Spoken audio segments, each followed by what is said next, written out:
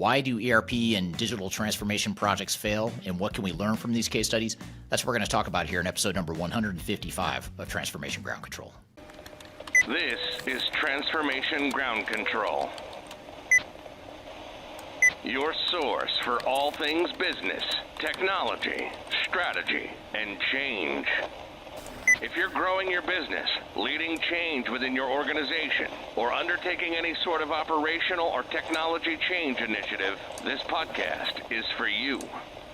This show covers what you need to know about digital transformation, organizational change, operational improvement, and business growth.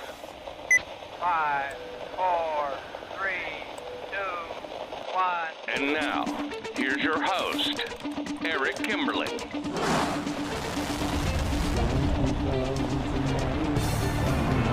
Hello, welcome to Transformation Ground Control, episode number 155. My name is Eric Kimberling. This is the podcast that has everything to do with digital transformation, including the people, process, technology, and strategy side of transformation. This podcast is produced by Major Tom Productions and sponsored by Third Stage Consulting, which is the company I'm affiliated with. Third Stage Consulting is an independent and technology-agnostic consulting firm that helps clients throughout the world reach their third stage of digital transformation success. We help clients with digital strategy, software evaluation and selection, implementation planning, and implementation program management. So if you're looking for help on your digital transformation project, whether you're just starting out or well underway, reach out to us and learn how we can help. I'd be happy to chat with you about that at some point. I've included my contact information below if you'd like to chat at some point. I'm excited for today's episode. This podcast, by the way, before I jump into it, this podcast has new episodes every Wednesday. You can find them at transformationgroundcontrol.com. If you want to go look at past or listen to past episodes, you go to transformationgroundcontrol.com as well. And you can find new episodes on that website every Wednesday, as well as on YouTube, LinkedIn, and Twitter as well. So exciting episode for you today. I've always wanted to make a podcast episode. It's only taken me 155 episodes to get to it, but I've always wanted to make an episode that just focuses on failure and really unpacks case studies behind failure, really talking about specific failures in the marketplace, why those projects failed, and what some of the lessons and takeaways are. So that's really the focus of today's conversation and today's podcast. We're going to dive into a bunch of different case studies, including case studies involving Target out of Canada. We're going to talk about Hershey's, the large candy manufacturer. We're going to talk about Revlon, the makeup manufacturer, Haribo, the candy manufacturer, Lidl, the German retailer, the grocery retailer. And we're also going to dive into, in addition to unpacking some of these specific case studies of failure, understanding what happened, why they failed, we're also going to do a couple deep dive conversations with a couple of guests. We're going to have John Belden on from UpperEdge. He's going to be on talking about why ERP implementations fail. So we're going to have a lengthy conversation about some of the root causes of failure. And we're also going to have Wayne Holtam from the Third Stage Consulting Asia Pacific team, who's going to be on talking about why SAP ERP implementations fail. So two different guests talking about the same topic, but obviously different perspectives, and really want to dive deep into this whole concept of ERP failure. And more importantly, what are the root causes that we can look at and make sure we avoid in our digital transformation projects. Now, one thing that fascinates me about failure is not only are there tons of lessons to be learned from failure, but also I've been doing this for about 25 years. I've been doing ERP implementations and digital transformations for about 25 years, and it's amazing to me how the technology has changed so much and has come so far in such a short period, or I guess it's a long period now. At one point it felt like a short period, but it's been a longer period now, a couple decades. And so much has changed in the marketplace as far as technology. But one thing that has not changed is the way that organizations approach their technology initiatives. They are still making the same exact mistakes that I saw them making 25 years ago. And in fact, when I look back at failures and lawsuits that I first started getting involved with about 15 years ago as an expert witness, I still see a lot of the same patterns. And I don't know that the industry has really moved much off that needle or moved off that spot that they were 20 or 25 years ago in terms of how they deploy technology. In the meantime, technology is changing at a breakneck speed. Now, instead of mainframes and green screen systems, really old outdated technologies, you've got AI and cloud and predictive analytics and Internet of Things, all this cool stuff that is really game-changing technology, but yet organizations are still trying to deploy those new technologies in the old way that never worked even 25 years ago, let alone here in 2024. So I really want to dive into this topic in a bit more detail, and I've got a really fun episode lined up for you here with a lot of different perspectives and content here.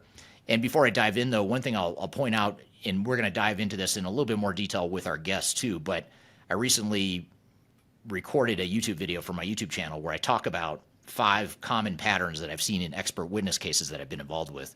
And I don't talk about this a lot on this show or in my content, but I do serve as an expert witness for failures in lawsuits in the marketplace. And we actually have a team of expert witnesses now. It's grown from being just me as an expert witness to now we've got others on our team that are also expert witnesses. And being an expert witness is different than our core business. Our core business at Third Stage Consulting is to help clients through their transformations, starting with digital strategy, selection, implementation, et cetera. We also get involved with helping clients recover their projects when they failed. And then in some extreme cases where there's legal action being taken or there's a lawsuit involved, attorneys will hire us, attorneys in courts throughout the world will hire us to be independent, agnostic experts to testify in court on why the project failed and what the root causes were. And ultimately, the courts decide whose fault it was along the way. But one thing that really fascinates me about being an expert witness is just all the great lessons we get from seeing these failures up close and personal. When we're expert witness on these cases, we get to unpack every nook and cranny, every single detail of a project to reconstruct what happened and how things got as bad as they were.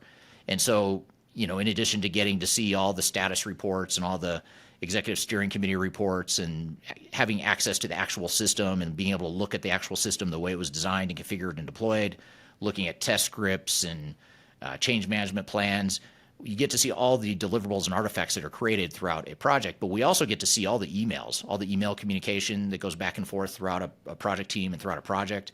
And you can imagine some of the excruciating detail that we see over the course of a 2 or 3 or 5 year project or however long it is. You see it's a lot of information we get access to.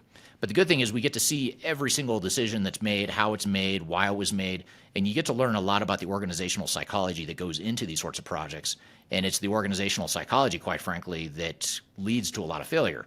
Now, I don't want this podcast episode to turn into an organizational psychology discussion, although there's a lot of psychology underlying what we're talking about here today.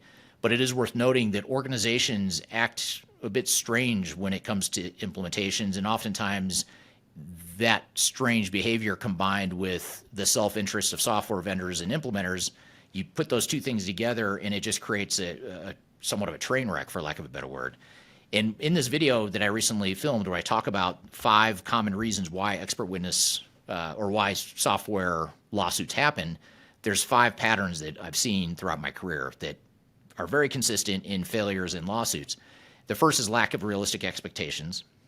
So when you look at why a project fails, one of the most common phenomena we see is that the project team, when I say project team, by the way, I'm talking about end client and software vendor combined. Usually, there's a lot of blame to go around and, attorneys will argue over who's more at fault than the other. But in general, I'm talking the overall team. The overall team has a lack of realistic expectations, or in other words, they have unrealistic expectations for what it's going to take to make the project to be successful. And when I say unrealistic expectations, I'm talking about an understanding and awareness of how long it's going to take, how much it's going to cost, the resource requirements, what kind of value you're actually going to get out of the system, how painful the change itself might be for your organization. All those unrealistic expectations lead to oftentimes an implementation plan that's not realistic. And that implementation plan that's not realistic to begin with turns into reality, or someone tries to convert that to reality. And what ends up happening inevitably is that at some point along the way, the team realizes this is not a realistic plan. It never was realistic, and now we've got to course correct. And unfortunately, you course correct by making a lot of bad decisions. You start cutting scope, you start cutting change management, you cut that extra cycle or 2 of testing out just to see if you can possibly make that original timeline you set, because now you've committed to your executives and your board that you can do this in a certain amount of time. So you end up making a lot of bad decisions. So those unrealistic expectations lead to bad decisions later, which is really a root cause for a lot of the other noise or the other symptoms that you hear about in these sorts of projects quite often. A second reason why failures happen, and one of the most common reasons why they happen, is a failure to define and adequately understand what the future state can and should look like for your organization.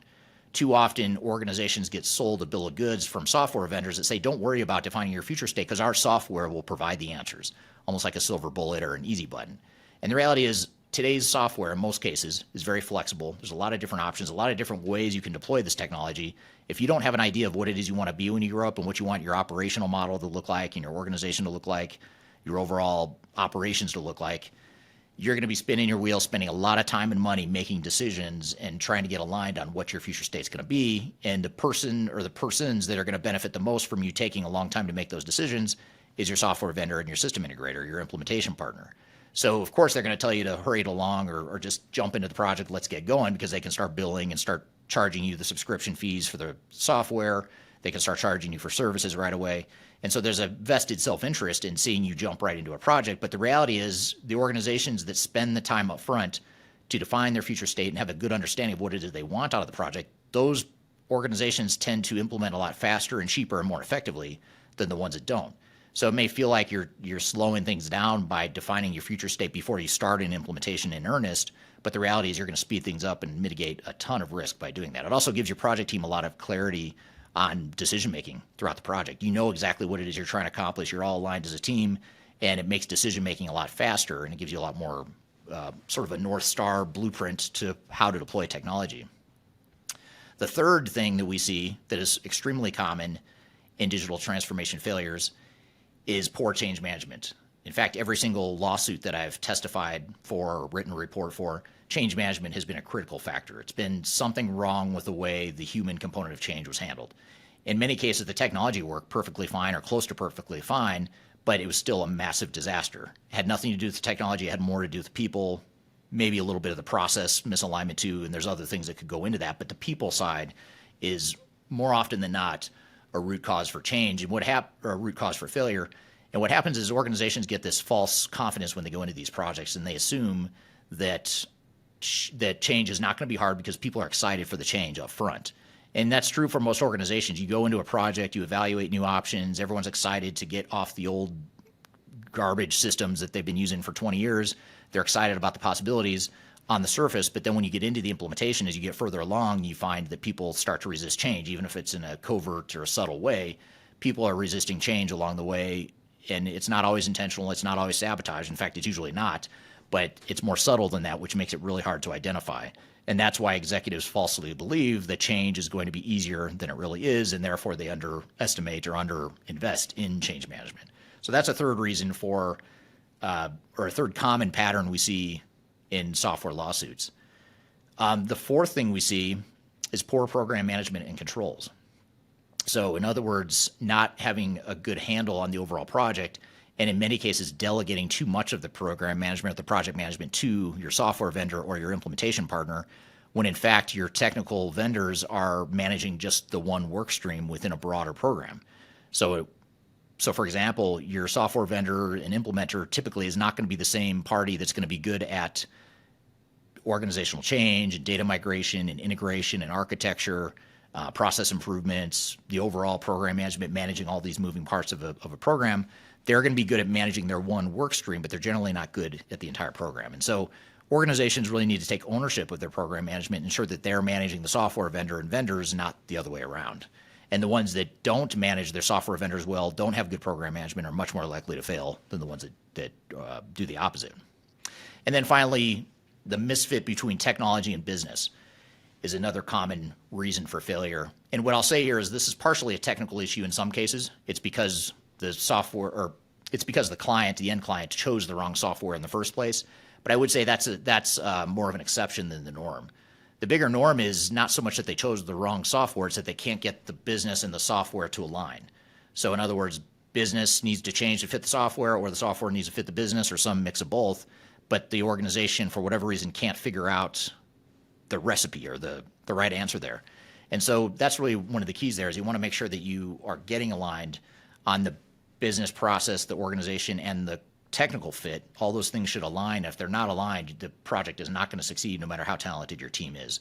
So those are the 5 reasons that I outline in this video that'll be coming out soon on my YouTube channel. And I dive into this in a lot more detail, so keep an eye out on my YouTube channel for that video to be posted here soon.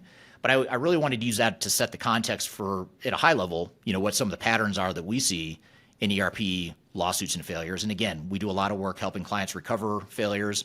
We also do the expert witness work to help attorneys decipher or sift through who's at fault in these different projects. But we also help clients through their implementations, their software selection, their digital strategy, and all that good stuff too. So we do a lot of stuff as a team. We've got a pretty broad team of close to 100 people. So we've got a lot of experience in seeing a lot of different situations. And so I wanted to provide that context of the 5 reasons that we've most commonly seen lawsuits happen. And what I want to do in the rest of this episode is play you some clips and provide some content and some context of case studies of specific failures and what some of the lessons and takeaways are. And I tried to pick some of the highest profile names out there, partially because it'll pique your interest to see that even the largest, most mature organizations out there are failing in their projects.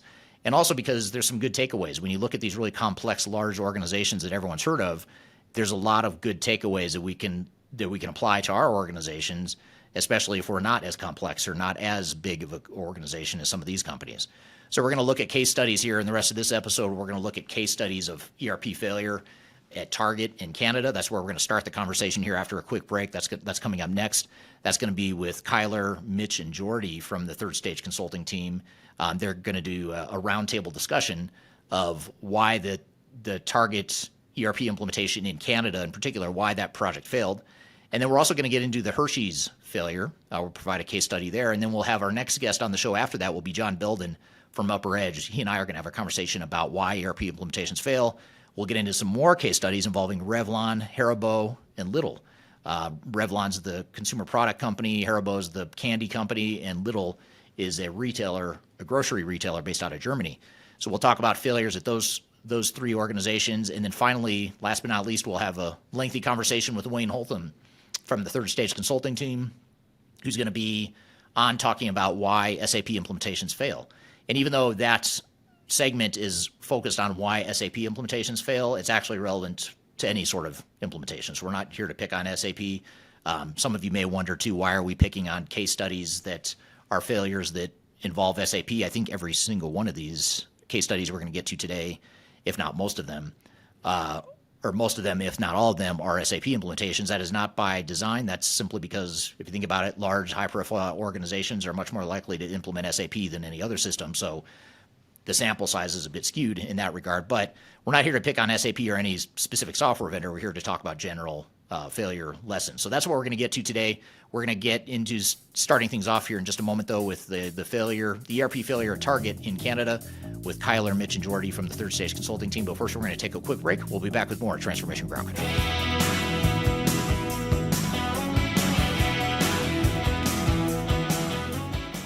Interested in working for a company that truly values your unique skills and experience? Here at Third Stage, we don't hire based on resumes alone. We look at the full candidate, experience, and willingness to provide excellent service for our clients. Within a technology, independent, and agnostic consulting firm, you have the opportunity to learn across industries with a diverse group of clients. Our consultants also have the opportunity to diversify their portfolio and learn across technology systems. If you're interested in joining a high-growth entrepreneurial organization, please reach out to us at work@thirdstage-consulting.com.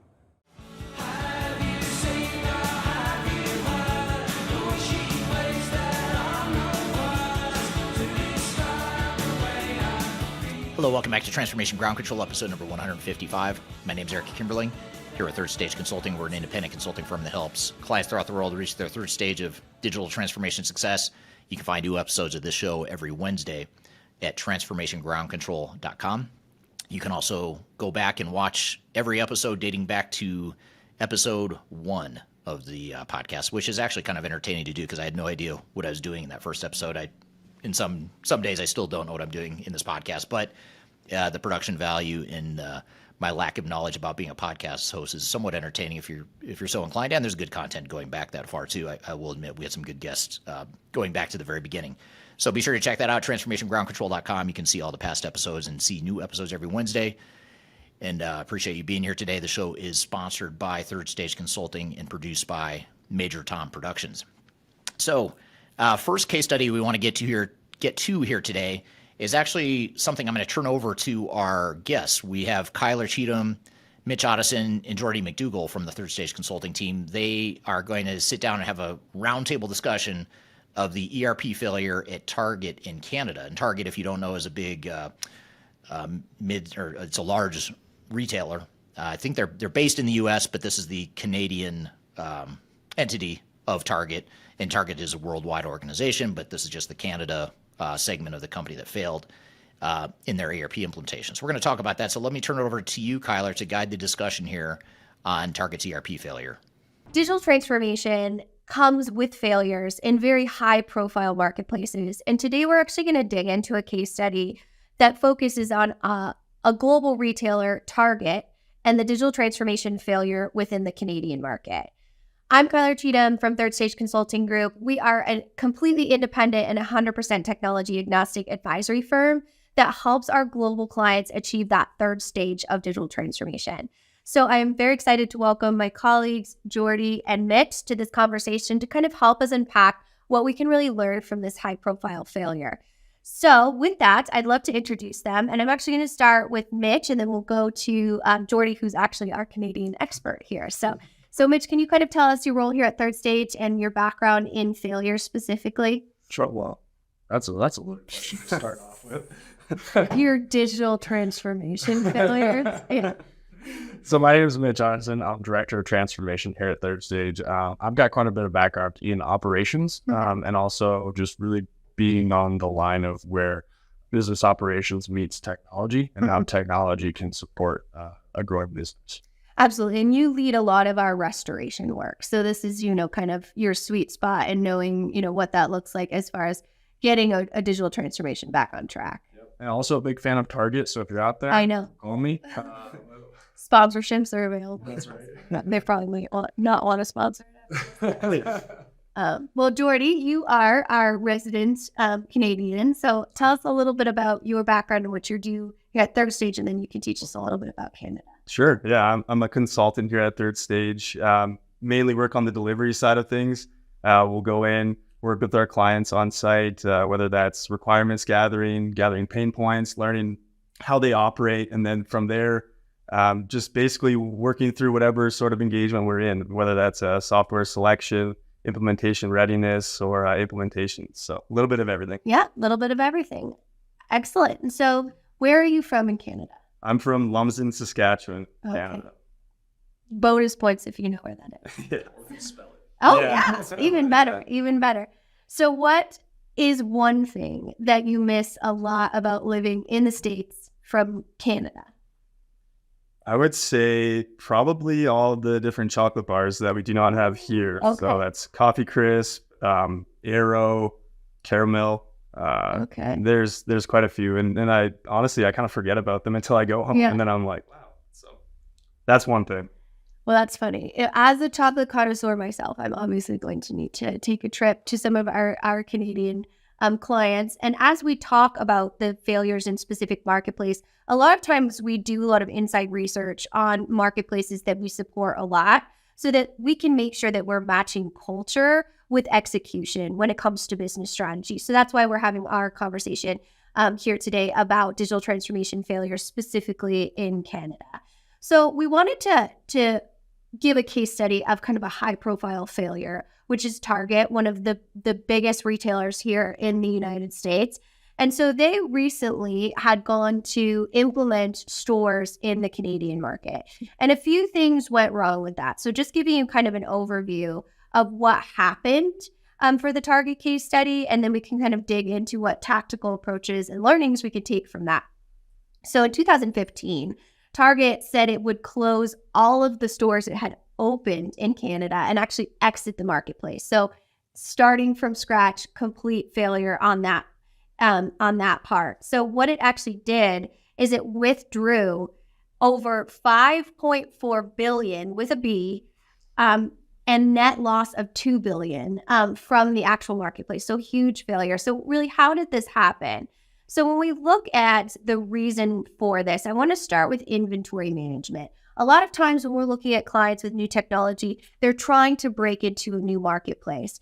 And a lot of times they can do that from a technical standpoint, but as we mentioned, business operations is a huge part of that. So Target went in and opened 124 stores without an inventory management plan and without a clear supply chain. They thought they could just transfer their supply chain from their marketplace in the States to a new area in which they've never serviced before.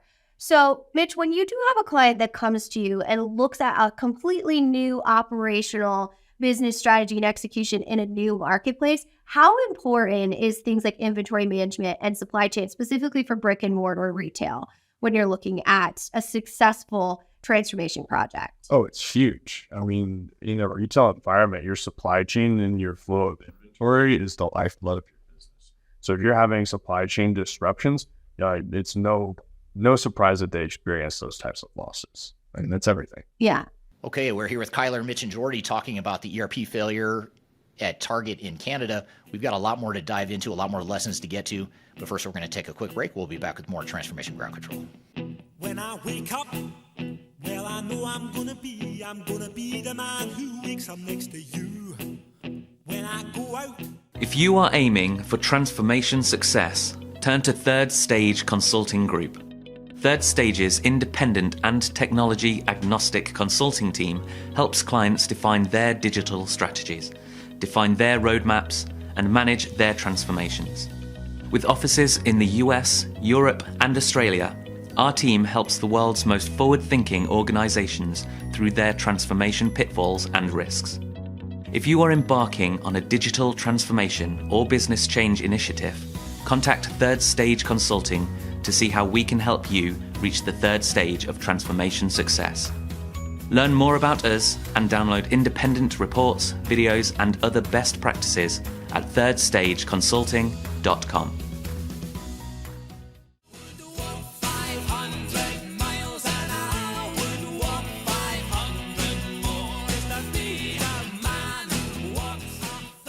Hello, welcome back to Transformation Ground Control, episode number 155. My name is Eric Kimberling, and you can find new episodes of this show every Wednesday at transformationgroundcontrol.com.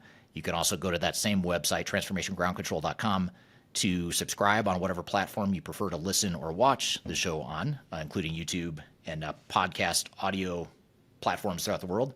So be sure to check us out there. We're here in the midst of a conversation between Kyler, Mitch, and Jordy from the Third Stage Consulting team, talking about the ERP failure at Target and some of the lessons from that. So let's jump back into the conversation.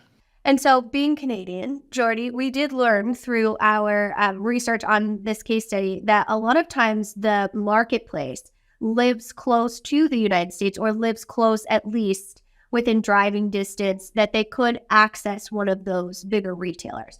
And that was a main pain point in the project, because if now you launch all of these new beautiful stores that you spent money to build, staff, have inventory around, and you have the ability to go source that in another area, it sounds like the consumer perception of the Targets in Canada were not all that positive. Yeah, and I remember when Target tried to move into Canada, and many people, such as myself, went in looking for goods that you would find in the United States, and you couldn't find them. And so there was a big lack of standardization between Targets in the United States and Targets in Canada. And when you look at the population as a whole, there's really not a huge difference between Canadians and Americans. And at least that's what I think from my experience. There's lots of similarities. So looking at the lack of standardization there in what they provided was pretty shocking. And I do remember that and being like, why wouldn't we just go to the American Targets? And if we're that close to the border. Yeah. That's interesting that you say standardization, because I think that that's so important.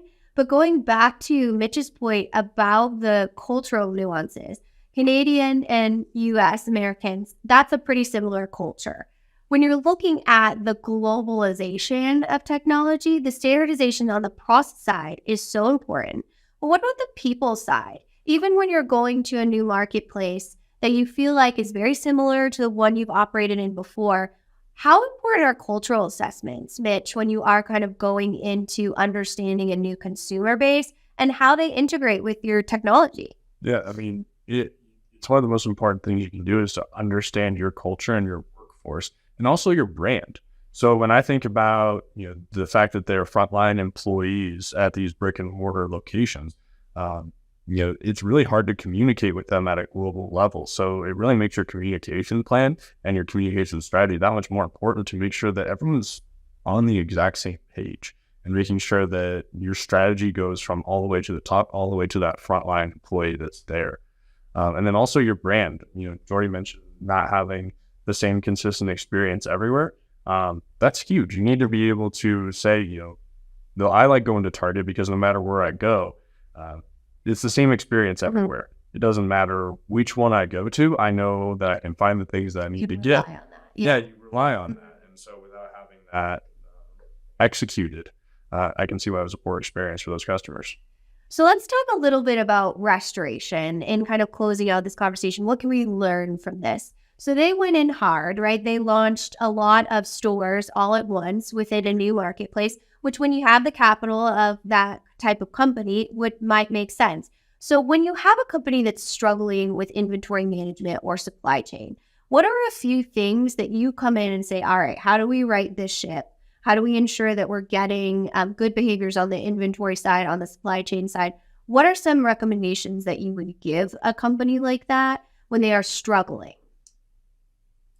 I would think about analyzing my current market and trying to understand and forecast which products you should bring into the store, and then which ones will be high ticket offerings, and which products do you need to have a bigger backfill or supply of in your warehouses. I think that's one thing that the Canadian targets could have learned from, is to analyze their current market. I said that it's very similar to the United States, but there's definitely some differences and little tiny nuances. So beginning with the end in mind, seeing what your consumers are really looking for, and then working from there backwards and making sure that your supply chain fits the need that the consumers are looking for.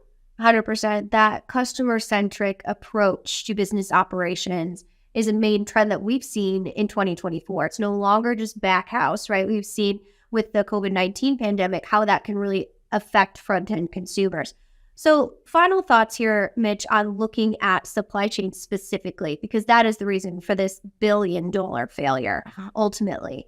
How important is supply chain management visibility within your overall technology stack so that you're able to forward think these types of failures? I don't know how you can try and execute a project like this at this scale without supply chain visibility.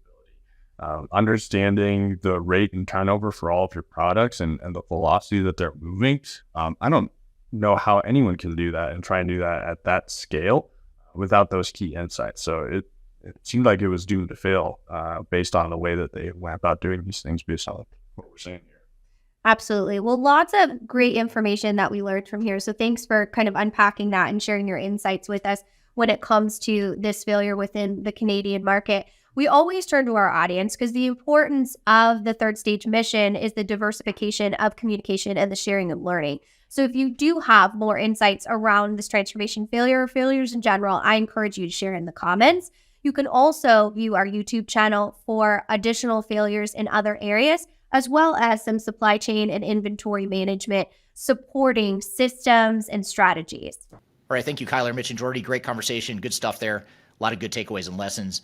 We're going to take a quick break. When we come back, we're going to talk about Hershey's. That's going to be our next case study we're going to get to. And later in the show, we'll also get to Revlon, Haribo, Lidl.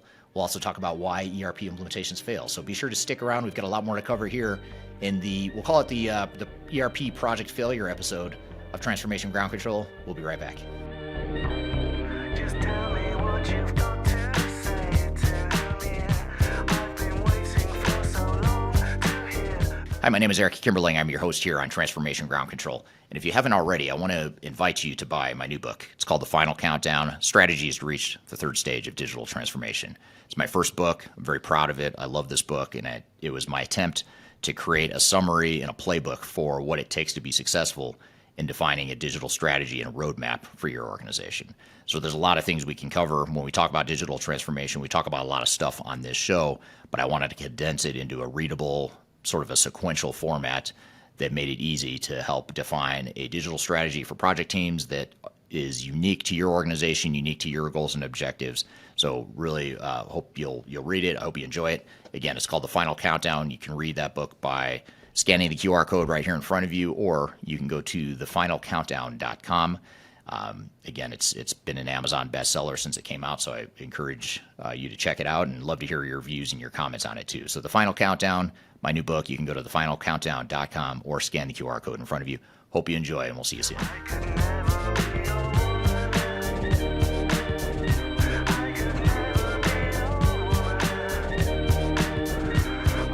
Hello, welcome back to Transformation Ground Control, episode number 155. My name is Eric Kimberling. You can find new episodes of this show every Wednesday at transformationgroundcontrol.com. Be sure to share this with whatever colleagues that you think might be interested in it. This podcast covers everything you need to know about digital transformation, including the strategy, people, process, and technology aspects of transformation. And of course, today we are talking about ERP failures and some of the lessons from ERP lawsuits as well. So we're going to continue that thread here by talking about Hershey's. Hershey's is an well-known candy manufacturer that about 20 years ago, I think it was about 20 years ago, had a ERP implementation failure. And even 20 years later, some of the lessons here are so relevant. And again, as I said in the opening segment of the show, or of this episode, so many organizations are making the same mistakes now as they were 20, 30 years ago. And I think when you hear this case study from Hershey's or regarding Hershey's, you'll hear that there's not a whole lot that's changed in the way organizations treat their ERP implementations or their digital transformations. So I'm going to play you this clip. This is actually a clip from my YouTube channel where I dive into the Hershey's case study, and I thought this would be a good, quick 10-minute overview of the Hershey's ERP implementation, why it failed, and what some of the takeaways were. So let's roll the clip here regarding the Hershey's failure and their ERP project. Many of you may have heard about Hershey's, the candy company that failed in its implementation of an ERP system called SAP back in the late 90s. And even though this was over 20 years ago, there's some lessons that are fundamental to any ERP implementation that we can still learn from here today. In fact, if any organization were to make the same mistakes that Hershey's made back in the late 90s, they would fail even today, even with the advent of new technologies and new ways of doing things. So it's really important that we understand why the company failed and what we can do to get it back on track. So what I want to do today is talk about why Hershey's failed in its first attempt at an ERP implementation and what some of the lessons are that we can apply to our organizations. If you're looking for more digital strategies and tips on how to make your digital transformation or ERP implementation more successful, I encourage you to read my new book called The Final Countdown. It's a book that covers digital strategy and all the things you need to do from a technology agnostic perspective to make your project successful. You can read that by scanning the QR code in front of you, going to thefinalcountdown.com, or you can scan the links in the description field below.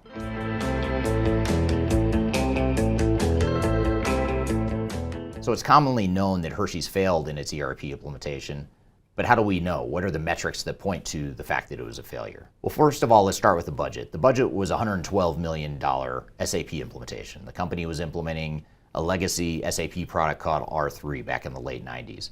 And they were doing this as a way to really modernize their systems, modernize their supply chain, and be able to scale on its way from being a billion-dollar company to a $5 billion company at the time. But what happened at the end of the day once they went through this project is not only did it cost $112 million, which is a lot of money, especially back then, but it also resulted in Hershey's losing $150 million in sales at the time they went live. And the reason for this, which I'll get into a little bit later, is because they couldn't ship product that they had in stock largely. So that was part of the problem, is they couldn't track the inventory and they couldn't get the inventory out the door to customers when they needed it at a peak seasonal time. And so the key thing here that I alluded to is the fact that much of this inventory was in stock. The physical stock was there, but because of the system failure, people couldn't see where the inventory was and they couldn't ship it to the customers when they needed it. And what this did is it resulted in Hershey's having a 20% drop in profit the quarter that they went live on the new system. And it also resulted in an 8% decrease in drop in their stock price just in one day once this news was announced. So the financial implications and the financial results of this implementation point to a massive failure that most organizations want to avoid. So what I want to do next is not just talk about these symptoms, these things that arose from the failure, but talk about the root causes of why did this project fail? What did they do wrong and how did it translate into those negative financial results? And that's what I'll cover next.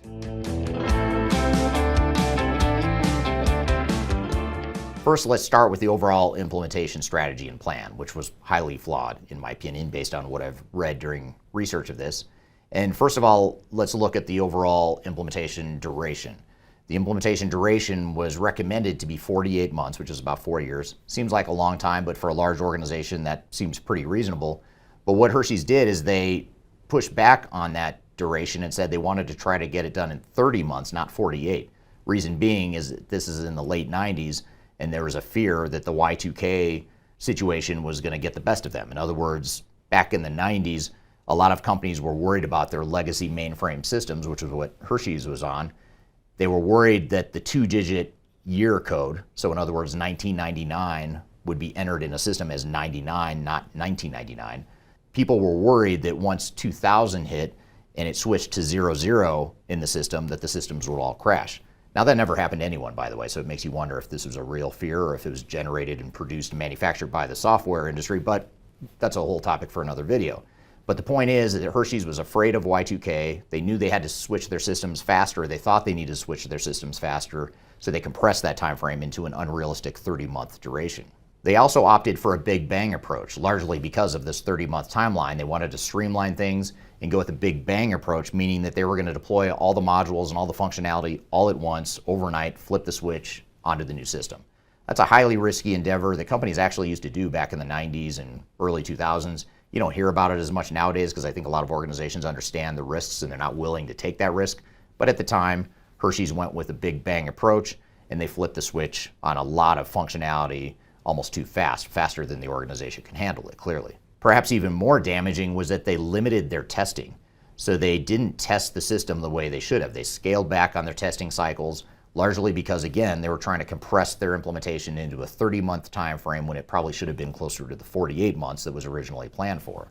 So testing was something that got off track, and I'm going to come back to that because that's a really important point, and one of the core root causes of why this project failed is because they didn't test some of the core critical processes that happened during the holiday season for a chocolate manufacturer. I'll come back to that point too. And then finally, as part of their implementation strategy and plan, they stockpiled some extra inventory in the event that there was a problem, but they only stockpiled 8 days on average of inventory.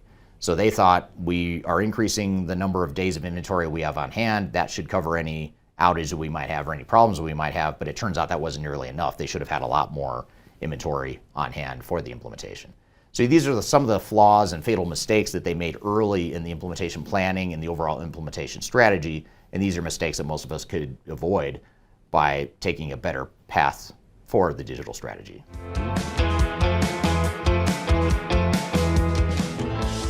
Now, somewhat related to the implementation planning and strategy is seasonality. And I'm going to call this out separately, though, because it's so important to Hershey's and it's so important to many organizations that we work with as well. When you're looking at your business, most of us have some sort of seasonality, some ebbs and flows in demand, and sales are increasing or dropping at certain times. We have resources that are being committed at certain times during peak seasonal periods. And that's generally the last time on a calendar that you want to go live with the new system.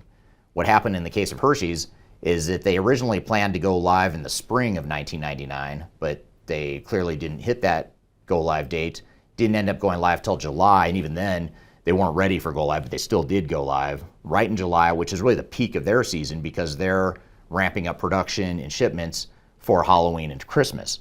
So they go live in July 1999, it turns into a disaster. I'll talk more about why it was a disaster and what some of the symptoms were, but the point here is that they should never have gone live at a peak seasonal time.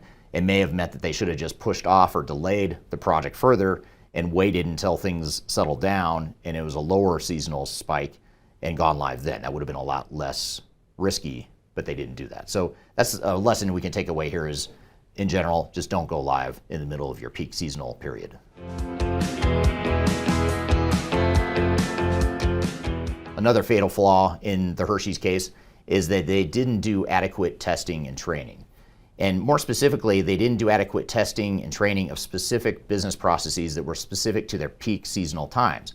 So I mentioned a moment ago that they went live right at the peak seasonal time, which is not recommended, but they did. And what they found is that the system couldn't handle some of the exceptions and some of the things they would do as a business operationally during peak seasonal time. So for example, one thing that Hershey's was doing at the time is that they would have temporary warehouses to accommodate the extra inventory they needed to get ready for these peak seasonal times for Halloween and Christmas. And what happened was when they deployed SAP, the way they designed and built SAP, they didn't account for these temporary warehouses. So when all these orders started coming in the summer of 1999 when they went live with the new system, the temporary warehouses weren't there. It didn't show up in the system, so it looked like the inventory wasn't there. You go to enter an order for inventory that physically is there, but it's not in the system because that warehouse that's temporary didn't exist in the system. And this is a great example of how not only do you need to test stuff thoroughly, but you need to create scenarios that reflect your business. And what ended up happening here at Hershey's is that the IT department and the project team, the technical project team, was deploying this technology and making these decisions without operational inputs.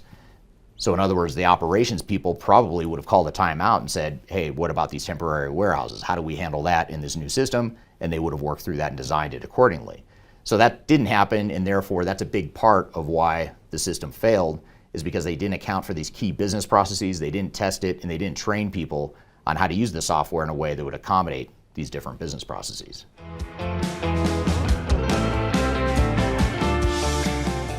Hershey's also suffered from some organizational issues at the time it was going through the implementation, not necessarily related to the project itself, but just in general. For example, the company did not have a CIO leading up to the implementation. I think they hired a CIO somewhere along the way during the implementation, but they didn't have one going into the implementation. So they didn't have really strong technical leadership at the time that they started the project. Another challenge is that there was a disconnect between IT and the business. I mentioned a moment ago that there were key business processes that were not considered and baked into the implementation because the IT people were driving the process and they were making decisions without enough input from operations, and they ended up overlooking a really critical part of their business and their operations during seasonal peak times. And lastly, Hershey's didn't appear to have experience or much experience deploying a technology initiative of this magnitude. They had deployed smaller, more isolated, limited technology projects in the past with their legacy systems, but they had never gone through an enterprise-wide implementation, and so they just didn't have that internal competency and experience. And when you combine that with the disconnect between IT and the business and the fact that there's no CIO, that created a perfect storm of organizational issues that contributed to the problem as well.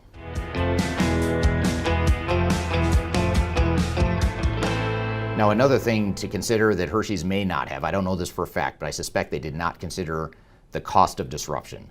And what I mean by the cost of disruption is what happens if the project fails, or what happens if we have problems during the implementation. Most organizations are really good at planning and budgeting for the implementation itself, what they think it's going to cost to go through the implementation, but what they're not good at is quantifying the risk of what happens if we can't ship product. What happens if we can't close the books? What happens if we can't run payroll? What is that going to cost us?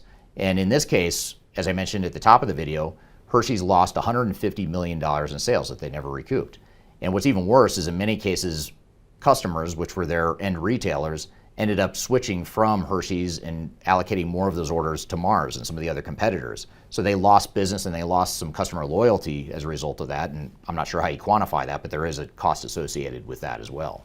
In addition, the stock price dropped by 8% overnight, literally overnight, once this news was announced, and investors and customers continued to lose confidence in the company. Now, the good news is that over time, Hershey's did figure things out. They did re-implement or try to go through the implementation again in the early 2000s, and apparently from what I've read, they were able to do that on time and on budget and went a lot more smoothly the second time around. So the good news is it appears that they learned from some of the mistakes they made, and they were able to rectify that in the early 2000s. And if you fast forward to now, there's news out recently that they're going through another digital transformation. I have no idea how it's going. They're not a client of ours, so I don't know if it's on track. If it's not, I'm not sure what the situation is, but it is worth noting that there's key mistakes they made over 20 years ago that are still relevant to us here today, and these are lessons that we can take and apply to our digital transformations and ERP implementations here in the 2020s.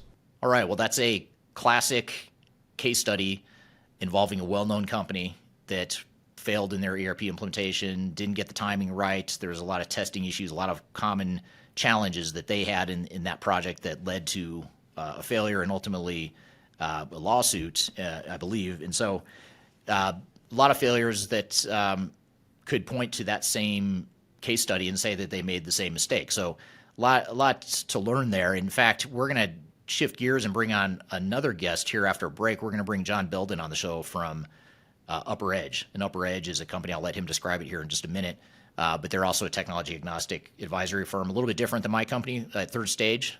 They do slightly different service offering, but I'll let him describe that here in just a moment. But we're going to have him on the show, and we're just going to have a conversation about why ERP implementations fail, really trying to get to the root cause of why that is. And then later, after John's on the show, we're going to have case studies where we dive into Revlon, Haribo, Lidl, as well as another segment on why ERP implementations fail with one of our team members at Third Stage Consulting. He'll be on the show later as well. So be sure to stick around. We'll be right back with more Transformation Ground Control.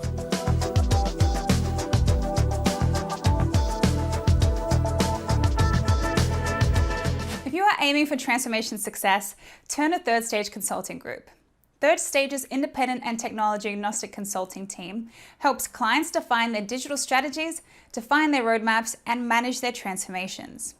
With offices in the US, Europe, and Australia, our team helps the world's most forward-thinking organizations through their transformation pitfalls and risks. If you are embarking on a digital transformation or business change initiative, contact Third Stage Consulting to see how we can help you reach the third stage of transformation success.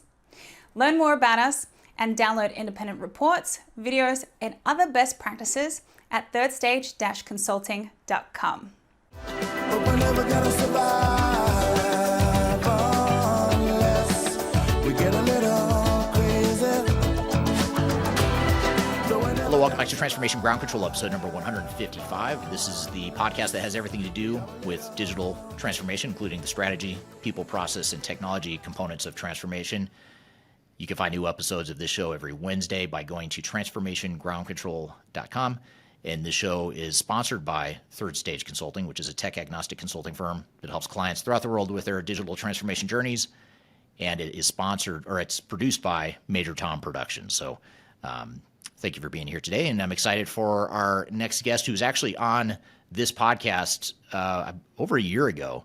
And it was a great discussion. He was on the show to talk about ERP implementations and why they fail. And we thought this would be a great clip to play for you, replay for you here, especially if you missed it the first time around, given that this is the ERP failure episode. We thought it'd be great to talk about the root causes of why implementations fail. So with all that being said, I'd like to turn it over to my discussion with John Belden from UpperEdge to talk about why ERP implementations fail. Let's roll the clip. So let me just give you a quick background. UpperEdge is a third-party consulting firm, third-party advisor, and we've been now around for about 10 years. We were formed based upon I'll call it, it used to be a small company called AMR Research. And when AMR Research got purchased, Dave Blake, who is the founder of UpperEdge, took the, I'll call it the advisory service that used to work with people on negotiating their deals with Accenture, negotiating their deals with IBM or SAP. He started up his own third-party advisory firm that actually does the same thing. So our foundation and our roots is a third-party advisory service that focuses on helping clients, I'll call it, work in the negotiation with those types of firms. There's a commercial advisory component of UpperEdge, and then there is what we refer to as a project execution advisory service. And in the project execution advisory service, that's the area that I lead. We really focus on, I'll call it, maximizing the value that our clients get out of their systems integrators. So if you're doing a $20 million deal with Accenture, as an example, Accenture will come and help you get all the value out of SAP or all the value out of Oracle, but Accenture doesn't come with a user manual that says, how do you maximize the value out of the third party, right, or out of your systems integrator once you've signed the contract. And so that's the area that our project execution advisory services focus on, is not on how best to run your project, but how best to maximize the value that you get out of your systems integrator that's running that project with you and for you. So it's a little bit of a variant, and we don't come in and do the project, but we will help you maximize the value that you get out of them.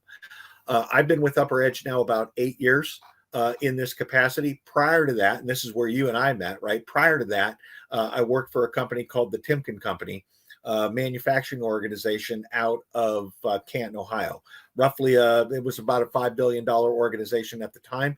My last role before I retired there was to lead the Timken Company's transformation and the implementation of SAP. It was about a 5-year program at the time, global program, putting it in, I want to say it was roughly $200 million at the time. So pretty substantial transformation effort. And that's really where I got, I'll call it, my foundation in understanding transformation, and where I became a student of transformation failures, because a lot of the problems that we have, when I got out there and Googled it, it was, well, we're not the first one to have this problem. We're certainly not going to be the last one to have these problems. And that's where I became kind of a student in this space of failures and how they fail, and looking for insights into, can you understand when a project's going to fail well in advance of that failure, kind of predictions, And that's where it really kind of became the foundation of the service offering as well. Yeah, that's interesting, and interesting background of how how your career has evolved, and also how UpperEdge formed 10 years ago.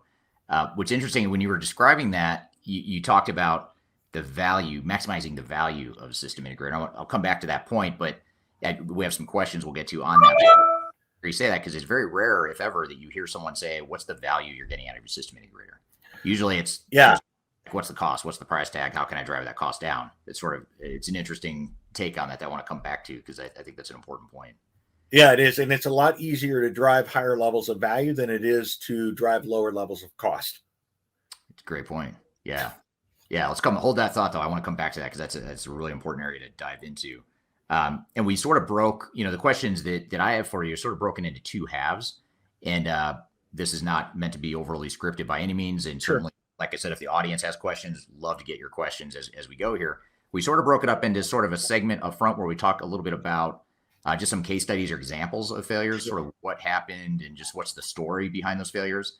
And then in the latter part, after we get through that, then I want to talk through, just unpack that a little bit, what causes failure and what some of the decisions are and the things that lead up to failure. So to start, I know you study this, you're sort of a student of transformation failures, much like I am, and it's fascinating to learn from, and there's so much good info you can get from it, as unfortunate as those situations are.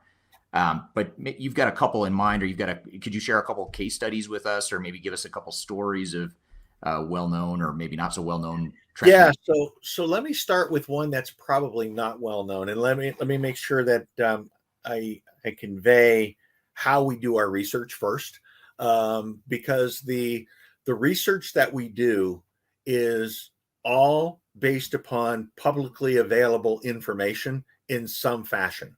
Meaning, I'm either looking at lawsuits, I'm looking at published audit reports, I'm looking at, I'll call it company, the company, let's call it the transcripts that come out of calls, their company reports, etc. And the reason I stipulate that up front is because I don't want anybody to think that I'm breaking any confidentiality agreements that we have as a result of working in that particular environment. So everything I'm going to talk to you about is something that has been published and at least well known, or at least available. Right. So the first one that I teed up, which is one that is not written about a lot, is a company called Israeli Chemical Limited. And the reason that it's not written about a lot is because the court case is in Israel, and all of the documentation in the court case is in Hebrew. So when I pull those things out, I have to go through the process to actually translate those and figure out what's going on within that particular case. But it makes it kind of unique because there's not a lot of people that are going to go through that effort to do the translation of Hebrew. So it's a niche that I can actually talk about, Israeli Chemical. But Israeli Chemical was the background on this one is it's a chemical company with global operations that had grown through acquisition up into, let's call it 2012. So they were really a conglomerate of independently operating chemical companies.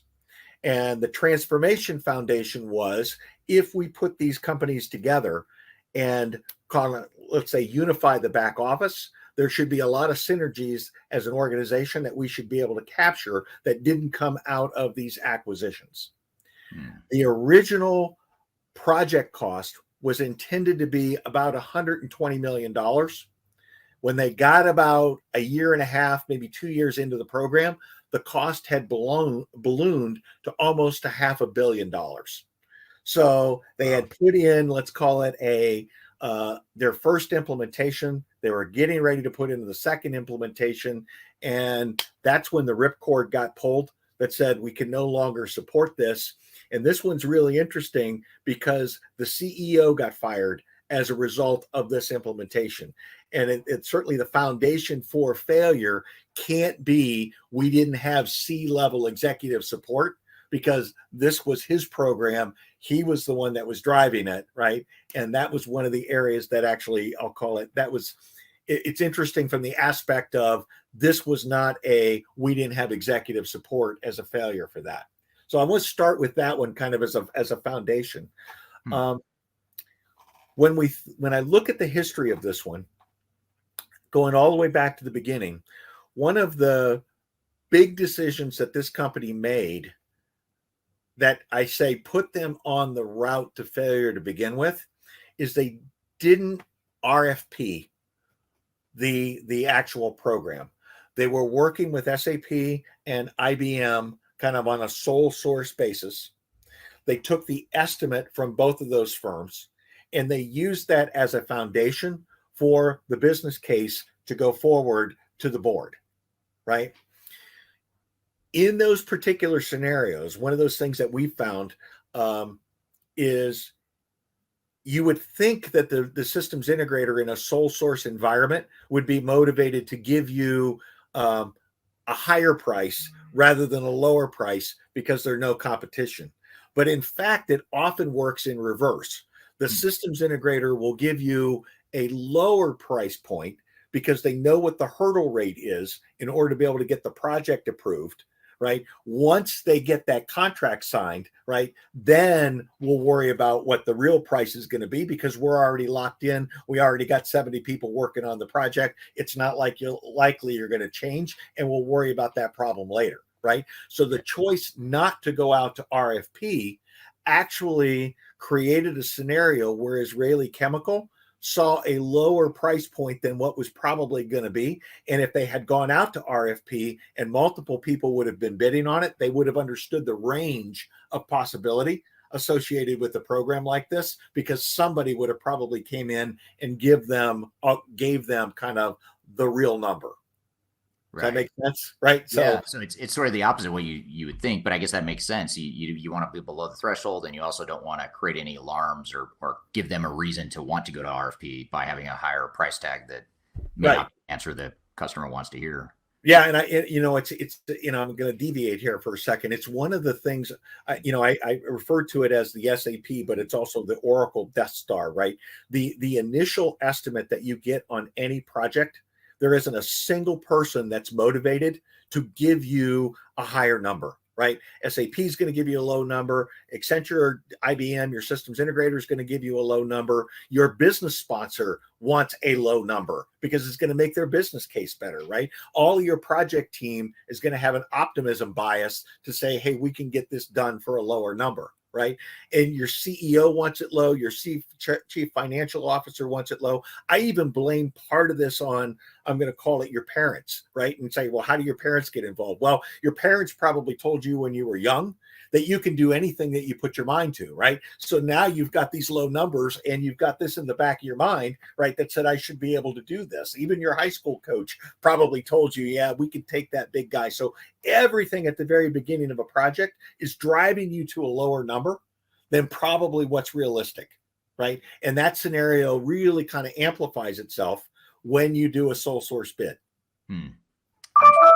There's a weird kind of human behavior thing at play there that's hard to overcome for a lot. Yeah, exactly. Right. So that's kind of the first mistake that Israeli Chemical made. Okay. Now, the second mistake that they made was, and I say the concept of a single global instance with single global processes that are going to address all of their multiple business units. Okay.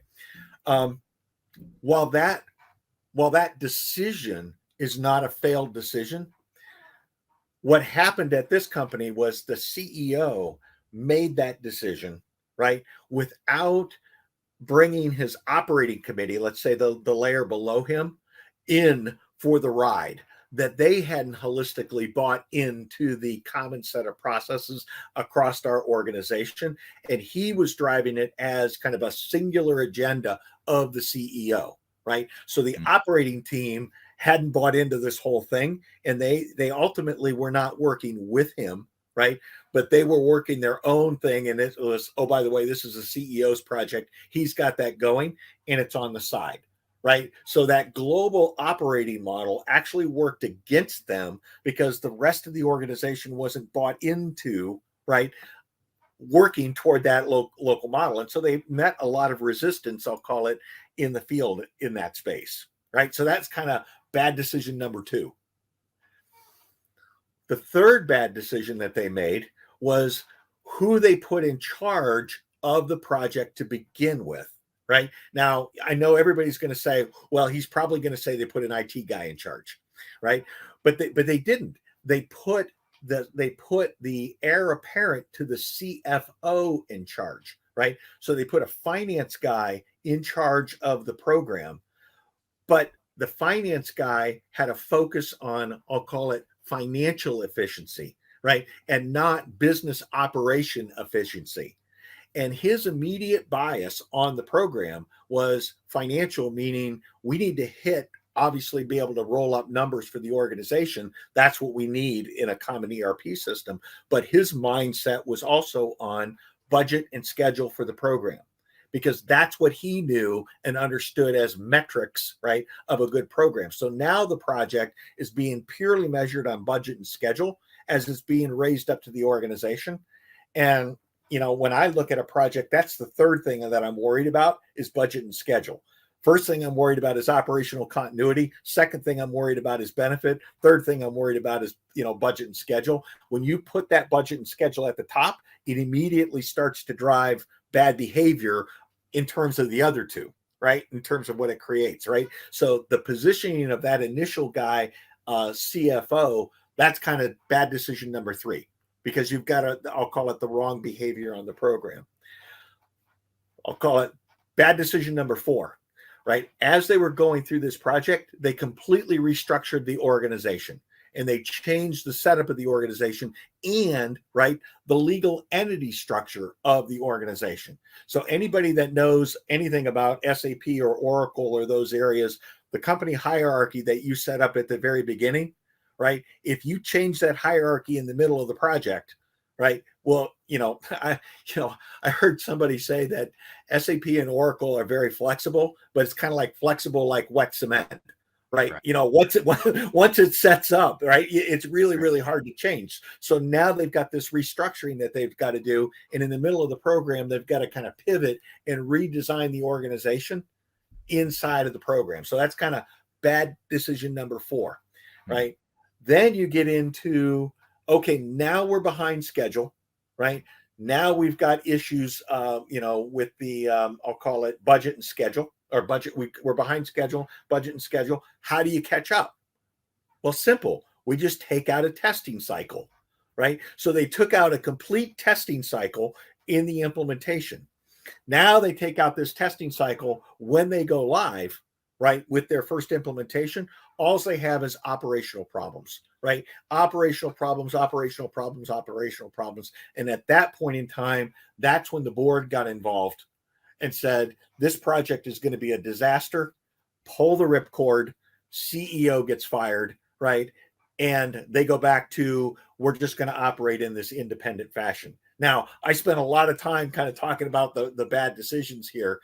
And what you didn't hear me do is blame any of this on the systems integrator, right? Because the systems integrator, by and large, was just along for the ride. If you want to put fault on the systems integrator, it was the initial bid that they had provided, right? Not their ability to execute to the plan that had laid out, right? And so to a certain extent, I think they kind of laid in wait, which a lot of them do, right? Because they know where the client's going to fail.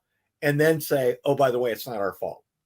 All right, we're here with John Belden from UpperEdge talking about why ERP implementations fail. We've got a lot more to cover, but first we're going to take a quick break. We'll be back with more Transformation Ground Control.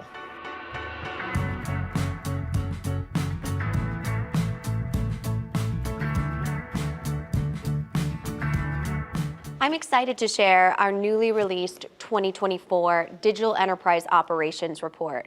This free download is available on the Third Stage website at thirdstage-consulting.com. This report is truly packed full of technology-independent and agnostic insights for your project to ensure that you're strategically optimized for success. Download your copy today with the QR code in front of me or visit our website for more details.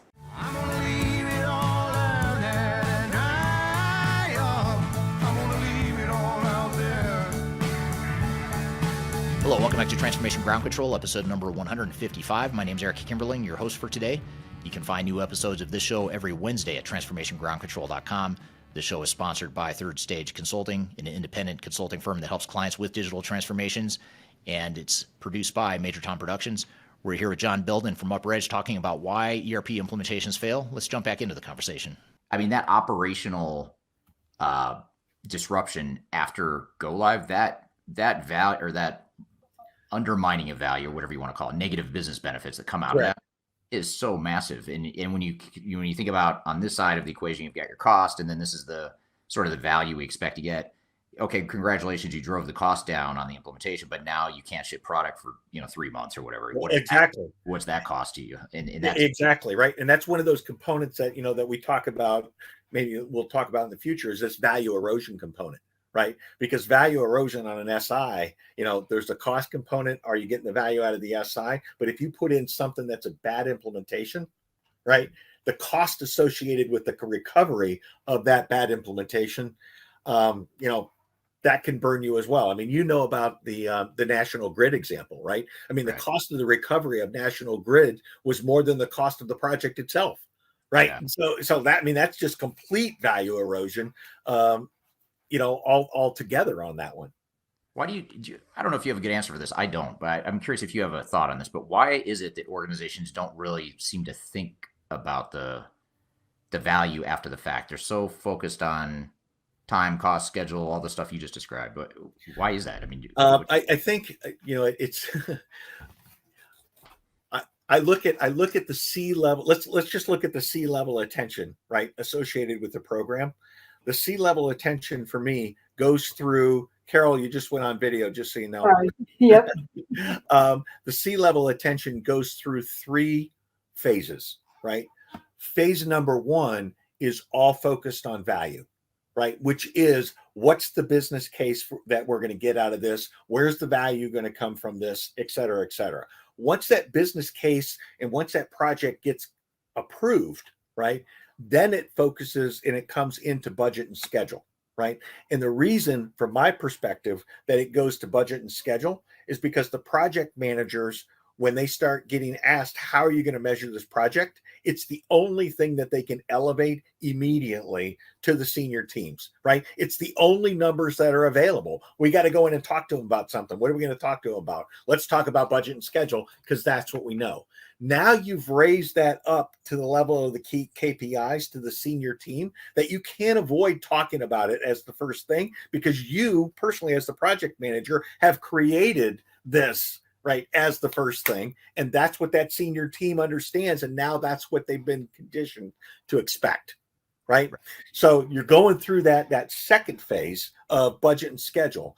Now, when you get close to the go live, right, all of a sudden operational continuity becomes the most important thing, because those guys I'll call it at the top now, are scared to death, right, that you're going to put this system in and what's it going to do to me. And so now this operational continuity comes raining down on the project team, and the project team now has to fix, or at least try to fix, all of those things and all of those sins that they've committed, right, when they were doing budget and schedule. And the SI then will react and say, hey, we made all these decisions. You're asking us to do a bunch of stuff that we had already planned on not doing. Guess what that means?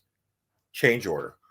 Okay. And they just sat there and laid in wait, right? So it kind of goes through phases based upon, what's happening on our program. And part of what I encourage my clients to do, right, is when you launch a project, you talk about all 3 of those things immediately from the get-go. You raise all of those up. You raise operational continuity, you raise value, you raise budget, and you report on that every single steering committee in some fashion, to make sure that steering committee, is now been conditioned to think about all 3 of those things right from the get-go. Yeah. Yeah, it's a great point. A great way to sort of reprioritize the way we're often conditioned to think, especially, the whole project management field, the whole discipline of project management is really focused on, project controls and costs and staying on budget, on schedule. So we're all kind of conditioned to exactly think that's our metric of success. But what you're saying is that's a metric of success, but it's not the most important. It's not the only one. Right. But it's the one that tends to drive right? The other factors, right? I mean, another thing I recommend to my clients is they keep three risk matrices, right? They keep an operational continuity risk matrix, they keep a value risk matrix, and they keep a project operating matrix. Most people work in this project operating matrix, right?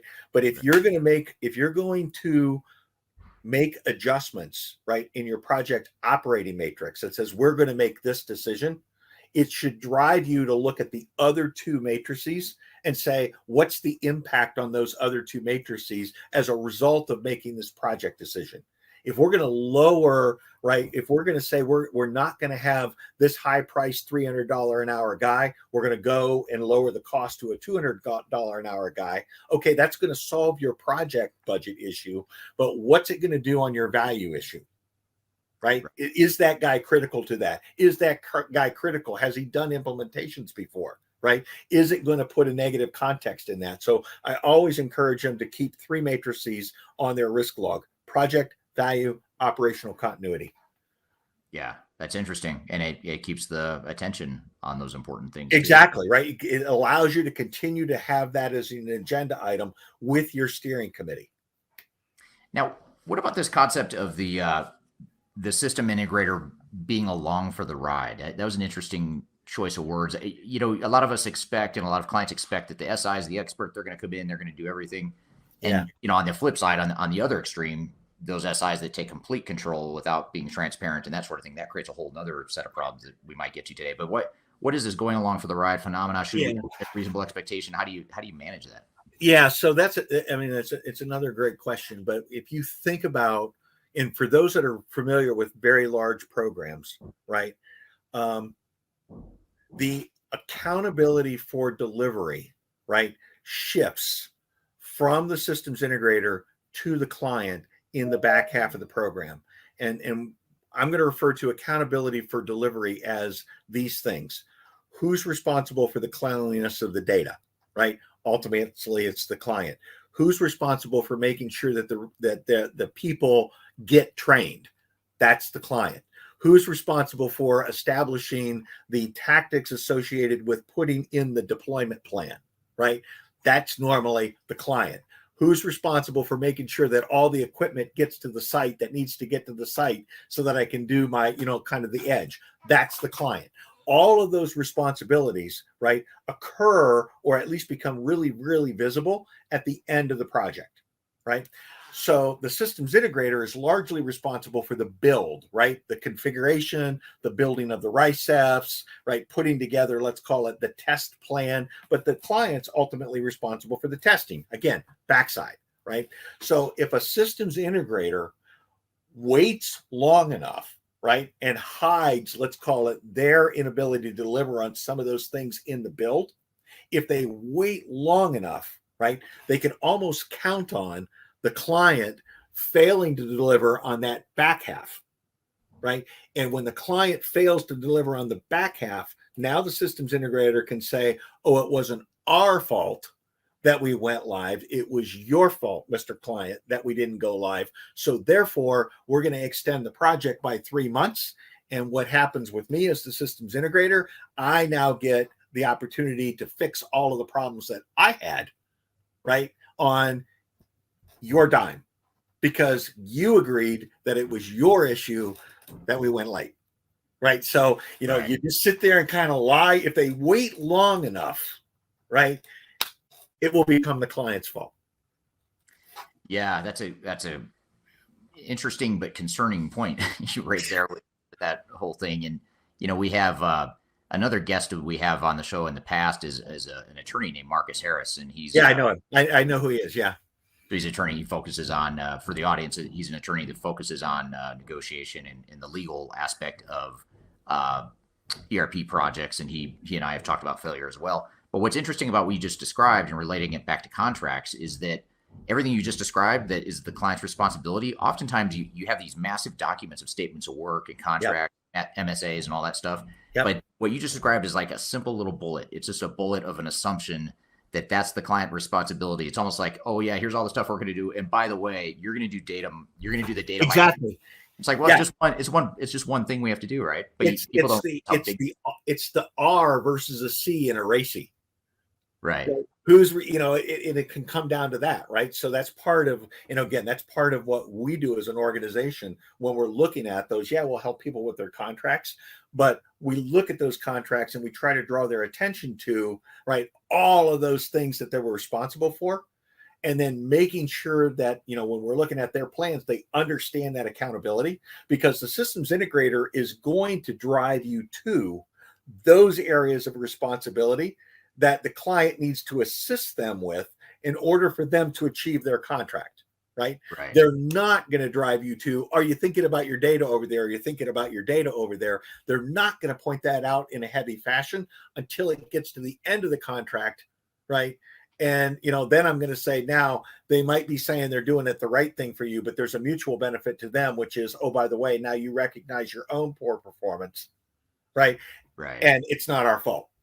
Yeah. And maybe I'm cynical about this whole thing right now, but I've seen so many of them, right? And that's kind of where the practice comes in of, maximizing the value of the systems integrator, understanding how they behave, right? And when you understand how you behave, then you can put things in place to be able to say, okay, let's make sure that we're not letting them get out of this box too early. Right. Yeah. Yeah. Great point. And I share that cynicism with you. I'm very cynical when it comes to this stuff too. Although I do have to ask you, what, that dynamic you described of the system integrator doing all that work up front, and that's where they make a lot of their revenue, and then sort of in the back half is where the client responsibilities pick up, and usually they trip up, and then you can blame the client. Is that by design, or is that just sort of a coincidence that that's just how these projects are structured? Or? No, I don't know. I'm not going to. Well,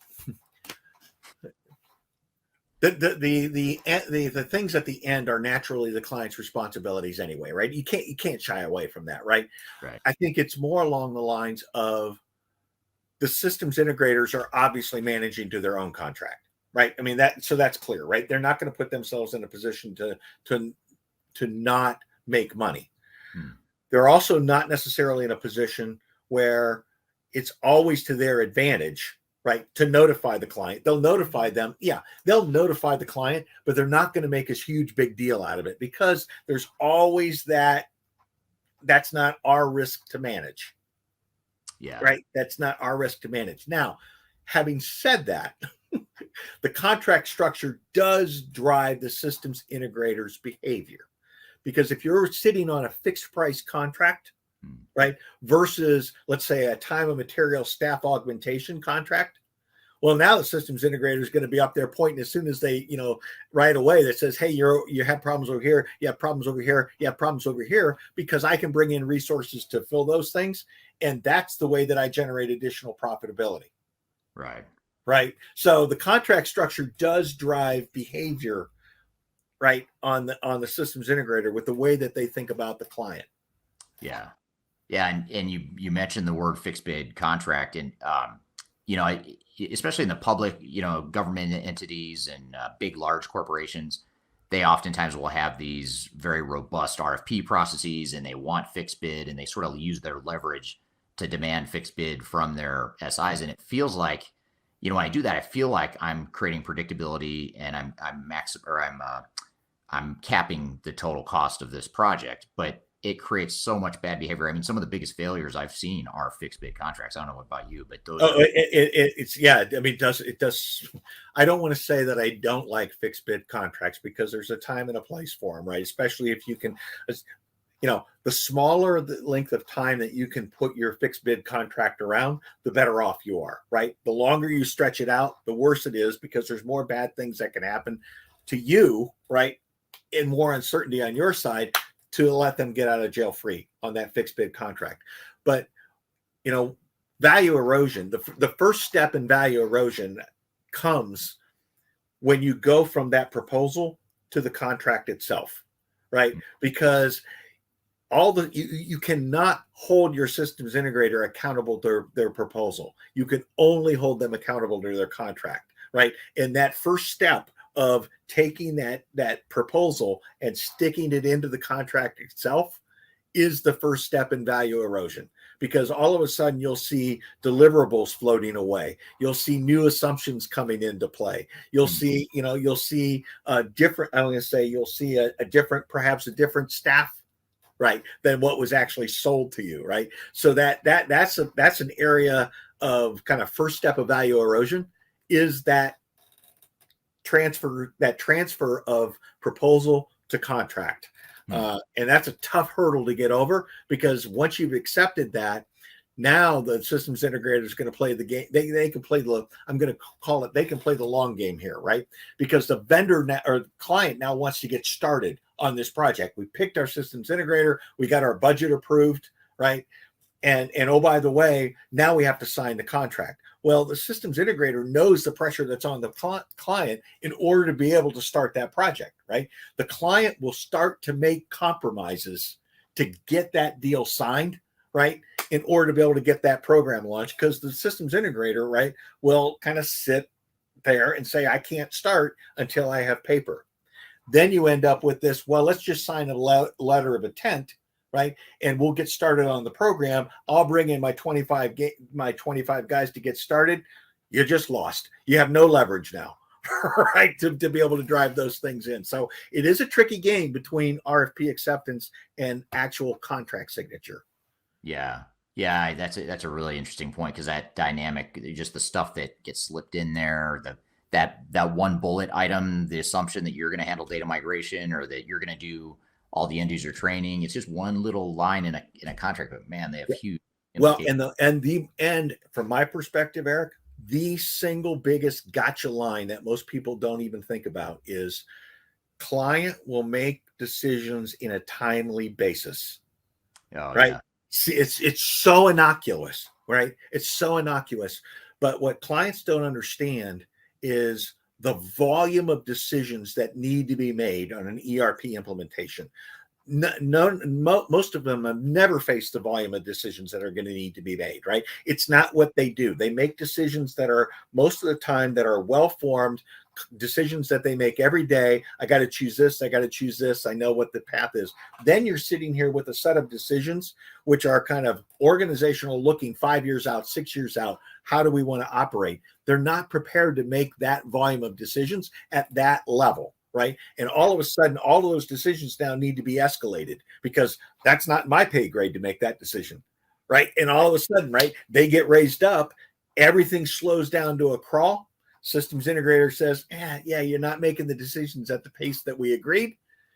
Change order, right? And it's just a simple line in there. We'll make decisions in a timely basis. Or the flip side, or the alternative to what you just described, that just to prove the point that there's no easy way out of that, being backed into that corner, is you could say, okay, well, we'll just go ahead and go with the path of least resistance, which is to build the software the way we're doing things today, which you totally exactly right. Then why are you implementing new technology if you exactly right? So one of the things that we've done as a tactic in those, to make those quick decisions, okay, as a counter to that systems integrator, you will make efficient decisions. As a counter to that, what we've required in contracts and with the systems integrators is to say, the systems integrators will provide X number of days, or whatever the number is, 4 weeks notice on major decisions that need to be made, right? So they've got to create the visibility of that, right? And on steering committees, we'll provide a forecast to steering committees of the decisions that need to be made on a timely basis, kind of rolling forward.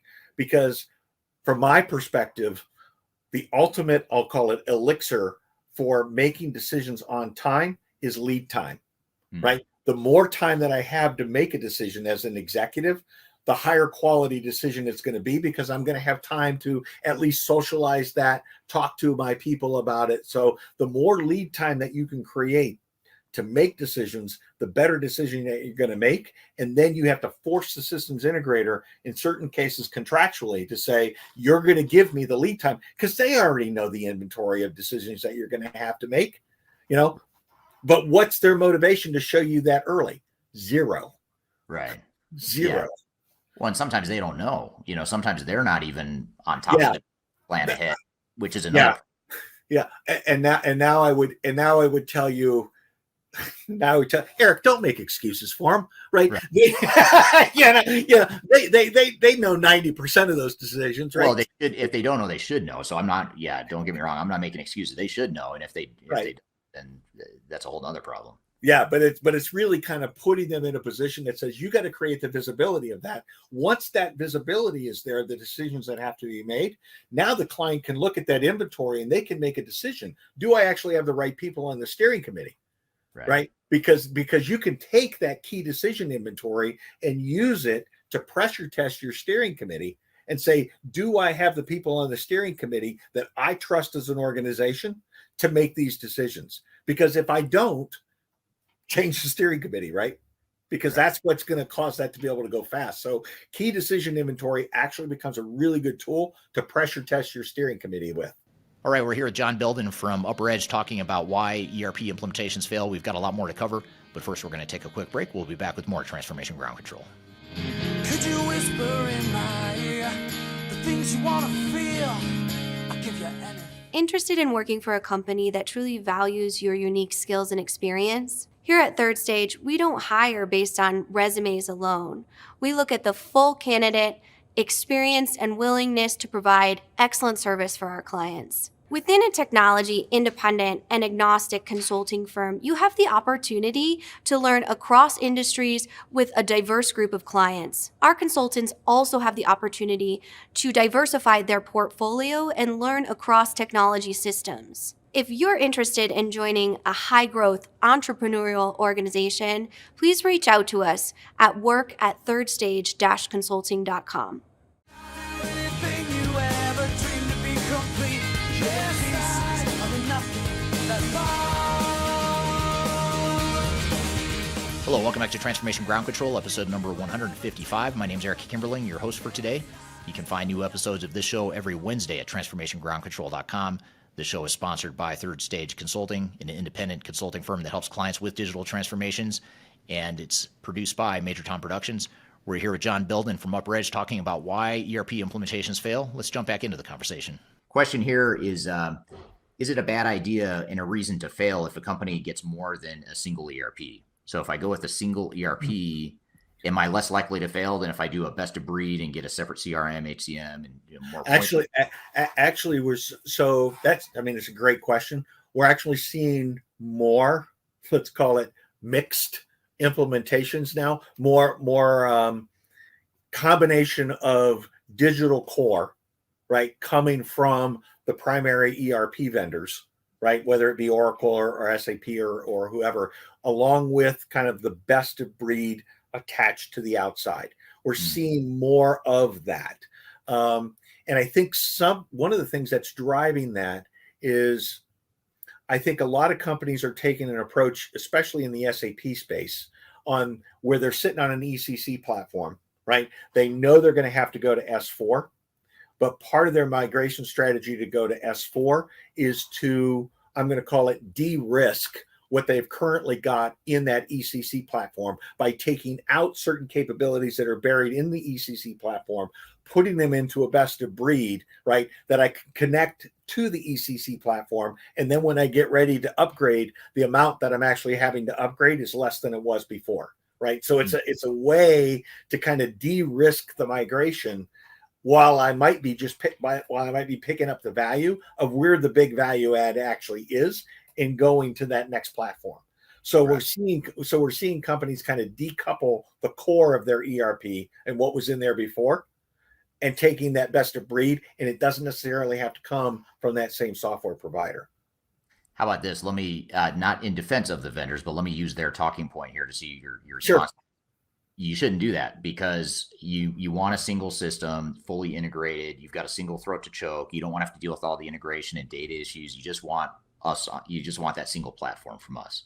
Mm-hmm. Why wouldn't you do that? And from a technology point of view, I would have no issues with that argument, right? From my ability to make choices, and again, now I'm going to talk from a pure negotiator point of view, right?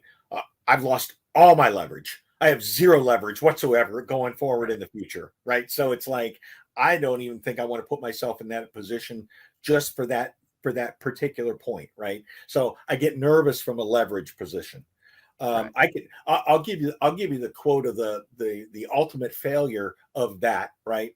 Have you ever heard this story about a company called there's Oregon State, right? Cover Oregon was their program, and it was to put in the replacement for, it was a substitute for the Obamacare provided by the central government. Each state had a choice, right? Do you want to use the national platform, or do you want to use your own platform? Okay. The state of Oregon decided that it was going to do its own. They were putting in Obamacare. They put in also their healthcare systems. They decided to replace them all. They went wall to wall, everything Oracle, completely, right? And the logic was, well, it's all coming from Oracle. It all works together, right? But you can't find a single client that uses all of those Oracle products together, right? In that kind of a configuration. So while the logic makes sense, right? That was a huge failure. They spent $300 million, didn't take one application. Didn't take one application. There's a lot of problems with that one. I could go on and on and on with that one. That's a classic, unbelievable. Yeah. And even from a technical perspective, you look at SAP is the one that drives me the most crazy when they say this, but they say we've got the fully integrated solution. You're on the S4HANA platform, blah blah blah. But really, if you look at what they've got, I mean, they've got S4HANA, but then they've got Concur, they've got SuccessFactors for them. They've gone out and acquired all these other point solutions that aren't integrated. It's no different. Just went out and bought a random HCM or whatever system.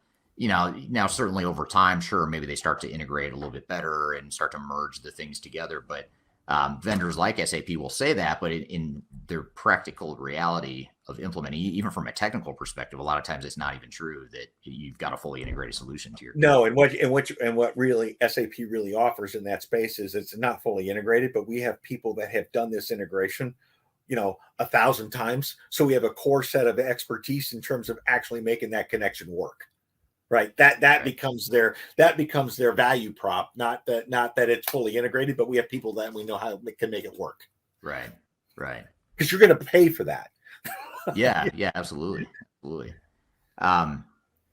So similar kind of question here, but maybe a little bit different, but it's a little bit different from that single ERP versus best of breed question and whether or not that contributes to failure. But what about niche solutions, more industry vertically focused solutions versus the big broad ERP systems? Do you see any correlation there between? Yeah, actually from a research point of view, okay, when you're dealing with a niche area, let's just say I'm dealing with plant maintenance. Just take that as an example, because that's often an area that comes out of the ERP system, and you're going to put in Maximo, you're going to put in something like that for plant maintenance. We actually don't see as many failures in that space, right? And the reason I'll say isn't because it's a niche solution. It's because it's a niche process within the company itself that you tend to have singular decision makers, people who can make that decision in this space, and you're not having to get procurement, supply chain, finance, and all of those other people to agree on what the answer is, right? So you're actually able to make decisions faster, and they're not nearly as complicated, right, as if I'm trying to do HR, finance, payroll, right, supply chain, and my commercial systems all at the same time. Now you're dealing with what I'm going to refer to as wicked messy problems, right? Because you're dealing with really technical, complex problems, but you're also dealing with organizational issues, right? And when you put those two things together, right, the problem solving time becomes much more extended, and the authority of who gets to make the decision is much less well understood. Right. So it's not necessarily the niche project that makes it successful. It's the scope of the implementation across the organization, from my perspective, that causes the issue. Interesting. Yeah, that's super interesting. And I'd agree with that too. I don't know that I've thought of it in that exact way, but certainly if you do an HCM implementation or CRM, that is going to just go faster by definition, partly because it's a smaller scope, but also because of what you're saying, which is the, less decision-making complexity that goes into that. Exactly. Right. Who gets to make the decision is much clearer. Right. Right. Yeah. It's much clearer in those areas. And the accountability for value is much clearer. Right. Yeah, exactly. I don't know why I thought of it. That question from the audience member about that singles or the focus solution versus the broader solution triggered this thought. What about Agile? Agile. Sorry. I have a similar opinion on this, but I'm curious. Oh my God. So if they're okay, now I'm going to be really, really opinionated here, right? If there is one thing that absolutely drives me out of my mind, right, is the concept of we're going to do an agile ERP implementation, right? Because, listen, agile works great if you're dealing with, a product that you are going to be developing that you're going to implement that doesn't necessarily exist today, an add-on, right? But when you are replacing, right, what you already have, there's no, oh, by the way, we're just going to skip finance today, right? It didn't make the backlog, we can't put it in. You have to connect all of the dots, right? You have to connect. It's like a doctor going in and say we're going to do agile surgery. No, if he runs out of time, we forgot to suture him up in there, but we ran out of time and money. It was agile. No, you got to tie everything off, right? So ERP agile, maybe there's agile ways to do the delivery and set up what you need to build and execute on that. But you can't say I'm going to just time box myself into and deliver what I can with agile for an ERP. So I'm sorry, I was really opinionated on that, but it's like, no.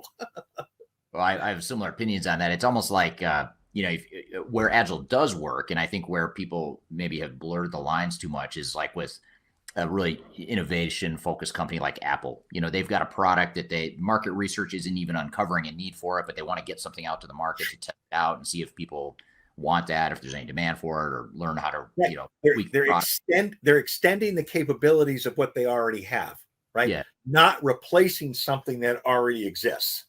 Yeah. Right. And when you're in that, like I said, when you're in that replacement mode, you got to tie everything off. You can't do it fast. Well, it's almost, whenever I hear someone say, on one hand, we're going to create a common operating model, we're going to standardize and globalize our company, and we're also going to do an agile implementation. Right there, that's a huge disconnect, and those two things are an immediate. Yeah, exactly. 100% agreement on that, right? When the other thing that agile does, and it's great for the systems integrators, it's really, really hard environment to get an accountability model set up in an agile space with the systems integrator, right? Because what are you measuring them on, right? It's almost like I got to figure out how I'm going to quantify the backlog. You're going to deliver the backlog, but now you're always in the space of grooming the backlog. Things are coming in, things are coming out. How are you going to hold them accountable to something that's in that space? It's a really tough contracting environment for the client. Great contracting environment for the systems integrator. Yeah, it's a built-in excuse for why something doesn't work. The whole point of Agile is I'm going to put something out there, and if it doesn't work, I'm going to fix it. So right there, and we met schedule, and we met, we did budget and schedule. We met, but what you got delivered may not meet your expectations of did I actually get the value out of it. Now, all of the agile, bigots out there are going to come back and say, oh, blah blah blah blah blah, But ERP implementation with agile. Agile techniques, not agile methodology, holistically. Yeah, that's a good way to put it. And selectively, I think you use that word too, just selectively and where appropriate, but not a broad-based full ERP transformation. This session, I'll be honest, is flying by. I didn't realize we were already almost an hour into the discussion, but there's a lot we could talk about. Probably. Well, you can have me back again sometime, Eric. I may have to, because I'm not going to get through even all my questions and other questions here. But I guess let me maybe a good place to sort of bring this full circle. I know we've talked about a little bit. We've scratched the surface of the whole operational disruption and the operational stability piece of it. We've talked about cost and schedule, but let's talk about this concept of the value erosion a little bit more. Maybe just help unpack that a little bit more. I think that kind of brings us full circle in the conversation. Yeah. So the first piece of, when we think about value erosion, we think about value erosion from two aspects, right? One is exactly like you said, right? It's well, if you're going to pay $100 for a solution, right? You measure value by the cost versus what did I ultimately get out of it, right? What was the expected business benefits? And value erosion can occur in one of two ways, right? It can occur by it cost me more to deliver than what I expected it to occur, right? Or it can occur by I spent what I expected and I didn't get nearly the value out of it that I had anticipated, right? So value erosion can occur in one of those two ways. If I look at programs in general and you think about that concept of value erosion, we typically see anywhere between 30 and 50% of value erosion on these big programs. Either A, they're not delivering all the value, or B, they're going over budget and they're spending way more than what they thought they were going to spend, right? And that's not an exaggeration. I mean, you yourself would know if I said, hey, what's the average overrun of spending on a program, right? It's going to be in that 25% range, right? Well, there's 25% value erosion right there. And then if you ask yourself, did they actually get all of the, did they fully implement everything that they thought they were going to implement? I would guarantee you they probably overspent and under implemented, but they're only talking about the 25% budget overrun. They're not talking about the value that they didn't get, right? So it's not a hard leap to go into that 30 to 50% of value erosion, right? When you jump into this thing, right? So, when we think about value erosion, we think about it in three sections: bid to launch, right? So from the time that you receive that RFP to the time that you actually sign a contract, right? What value actually erodes in that space? Sometimes it's the contract, sometimes it's the assumptions that you're making on your own ability to deliver the project, right? That I can tell you right out of the gate. If the systems integrators are saying, well, you need to provide 20% of the resources and we're going to provide 80%. Well, I know right out of the bat that that's an invalid assumption. It's never going to work that way, right? So you can tell right from the get-go that there's going to be value erosion right out of the gate, just because of the way that it's set up, right? So part of it is trying to protect the client right out of the gate that says, you need to understand what the cost is going to be, real cost, before you sign up for this thing, because there's already a 20% cost increase coming that you don't know about, right? Right. Then I would call value erosion, I'm going to call it from launch to go live.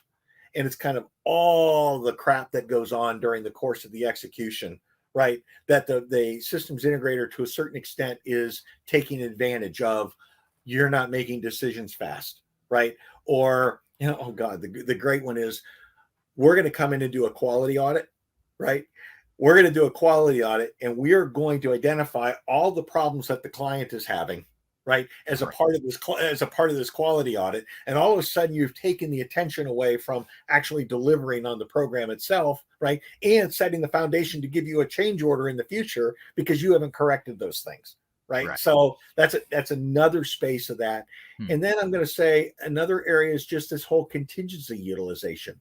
What you just talked about on the fixed bid, right? Whenever you do a fixed bid, there's typically a certain percentage, right, of the bid itself, which is the assumption that the systems integrator is going to bear some of the risk, right? Try to get them to show you, once you've signed that fixed bid, right, where they're actually assuming that risk and where they're spending the additional money on your behalf in order to be able to implement the program. It doesn't work like insurance, where you pay your risk premium and then they give you a detailed readout of everything that they paid for on your behalf. Doesn't work like that. Right. So the fact that you can't hold your systems integrators accountable for utilizing that contingency that you paid them to utilize, right? How do you actually, that's value erosion, because it's almost like you just gave them away 10%, right? It's almost like it's not like it's fixed cost. They treat it like it's fixed profit. Right. It's a fixed profit contract. And then, kind of the last section is what happens from deploy to hypercare, right? Lots of companies define hypercare as, well, hypercare often is defined as a period of time, not a set of conditions that you need to exit, right? That says, yes, we got everything right, right? So, how many times have we seen a go live go in where the systems integrator knew that there was a lot of problems before the go live, right? Went into hypercare, said, hypercare is 6 weeks or 4 weeks. We're going to fix all the major problems that we can fix within that period. And then we're going to turn that over to your AMS team to fix. Right. So you really didn't get the full value of what you expected out of the systems integrator because they found a way to move it into hypercare and then out of their purview. Yeah. Yeah. And then you have the whole dynamic too of where when you get past hypercare, that time-based hypercare that you're talking about, by then you're either so exhausted from the implementation, you're just glad to move on to your day job, or B, you're just moving on to the next phase of the project. And that's exactly right, because then they take, Scott, you gets me all fired up, right? But then they also take advantage of that, right? Because while you're in the business of trying to fix all of the problems that exist, they'll drop that next SOW in front of you, right? And they'll say, okay, we've got to get this signed in order to be able to move on to the next phase. You're so fatigued, you don't even want to look at those things anymore. Yeah. Right. And guess who has the leverage to move forward? Yeah. Well, and then you think about value optimization. So you talk about value erosion, and then there's sort of the flip side, which is how do you optimize, not just don't erode it, don't lose it, but how do you gain as much as you can? And so many companies fail to spend that little bit of extra time and money at the end, not just doing hypercare, but optimizing. Like, okay, we're not getting the full value out of the system, or let's dust off that business case we did, 2 years ago when we started this project and see what kind of benefits we're actually realizing versus what we expected, and figure out how to optimize that. If and that's the level of effort and cost to go into that activity right there, I would argue is the highest ROI of anything you can do in a project, because you get so much value out of that. But yet you're either too tired to do it, or you're already moved on to the next. And what I like to say too, when there's a lot of problems in the hypercare, right? The project's calling it hypercare, but the business is referring it to hyperbolic, right? Everything's freaking going crazy, right? So we're in the hyperbolic period of the program, and the systems integrator is just sitting there watching the clock run, right? Because they know they've got an exit strategy, right? I'm gonna have to steal that line from you. That's great. That's brilliant. Hyperbolic versus hypercare. All right. Thank you, John. Great conversation, great takeaways and lessons there. And as we're going to talk about here in some of these upcoming case studies throughout the rest of this episode, a lot of those lessons that he mentioned here that John talked about are relevant to these next few case studies. These next few case studies, by the way, that we're going to get to throughout this episode are going to include Revlon, Haribo, and Lidl. 3 well-known global organizations. We're going to get into those case studies, and then we're going to have Wayne Holtam on the show later to talk about why SAP ERP implementations fail. But don't worry, even if you're not implementing SAP or implementing something else, or you think you're going to implement something else in your organization, that discussion is extremely relevant regardless of what type of technology you're deploying. It just so happens that he's talking a bit more about SAP projects in particular. So be sure to stick around. We're going to take a quick break. We'll be back with more Transformation Ground Control.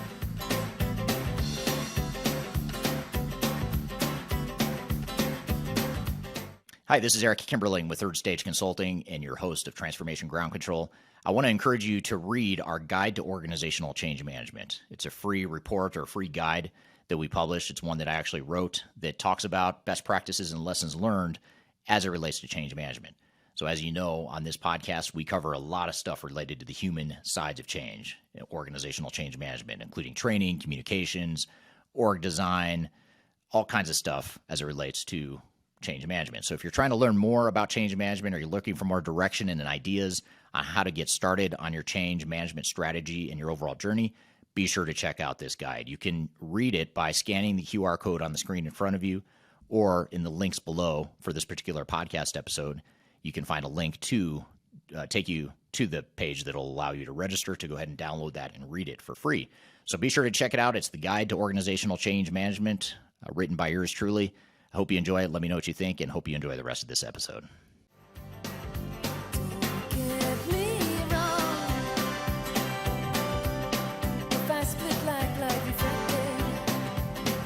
Hello, welcome back to Transformation Ground Control, episode number 155. My name is Eric Kimberling, And you can find new episodes of the show every Wednesday at transformationgroundcontrol.com.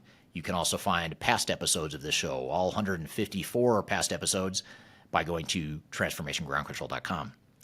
So this is the ERP failure episode where we talk about some of the case studies of failure in the ERP industry. And most importantly, we want to share what some of the lessons are and things that we can do differently in our projects.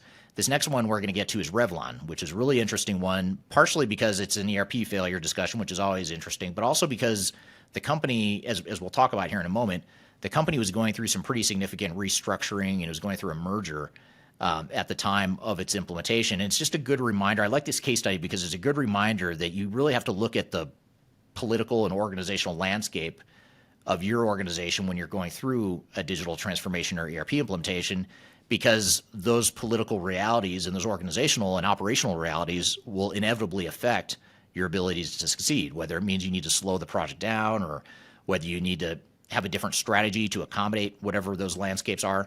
And this case study, as we'll talk about here in a moment, is a good reminder that if you don't do that, you're going to run into headwinds that are almost impossible to overcome.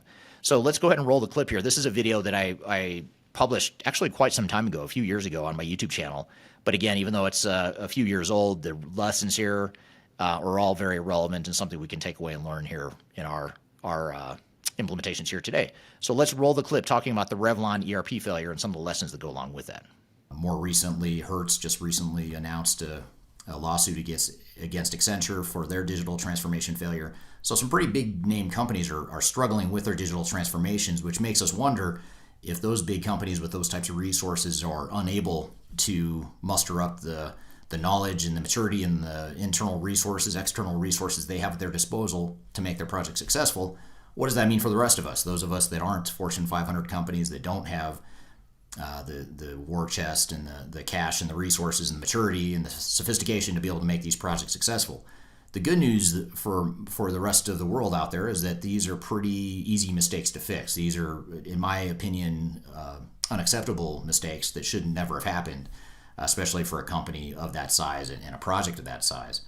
Now, just to set the backdrop, what happened here with Revlon is when the failure first broke was because they had announced in their SEC filings, first of all, that they couldn't file their financial reporting, or they were going to be late because of the SAP implementation. They couldn't get their hands on the numbers fast enough to file in time.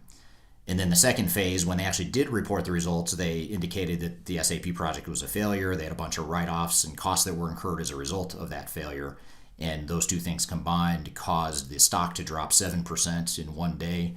And it also led to an investor lawsuit against the company. So pretty major train wreck, extreme example of what not to do on your project, which is what makes these sorts of failures interesting to study. Is it gives us some insights as what not to do, and more importantly, what should we be doing to make our projects more successful.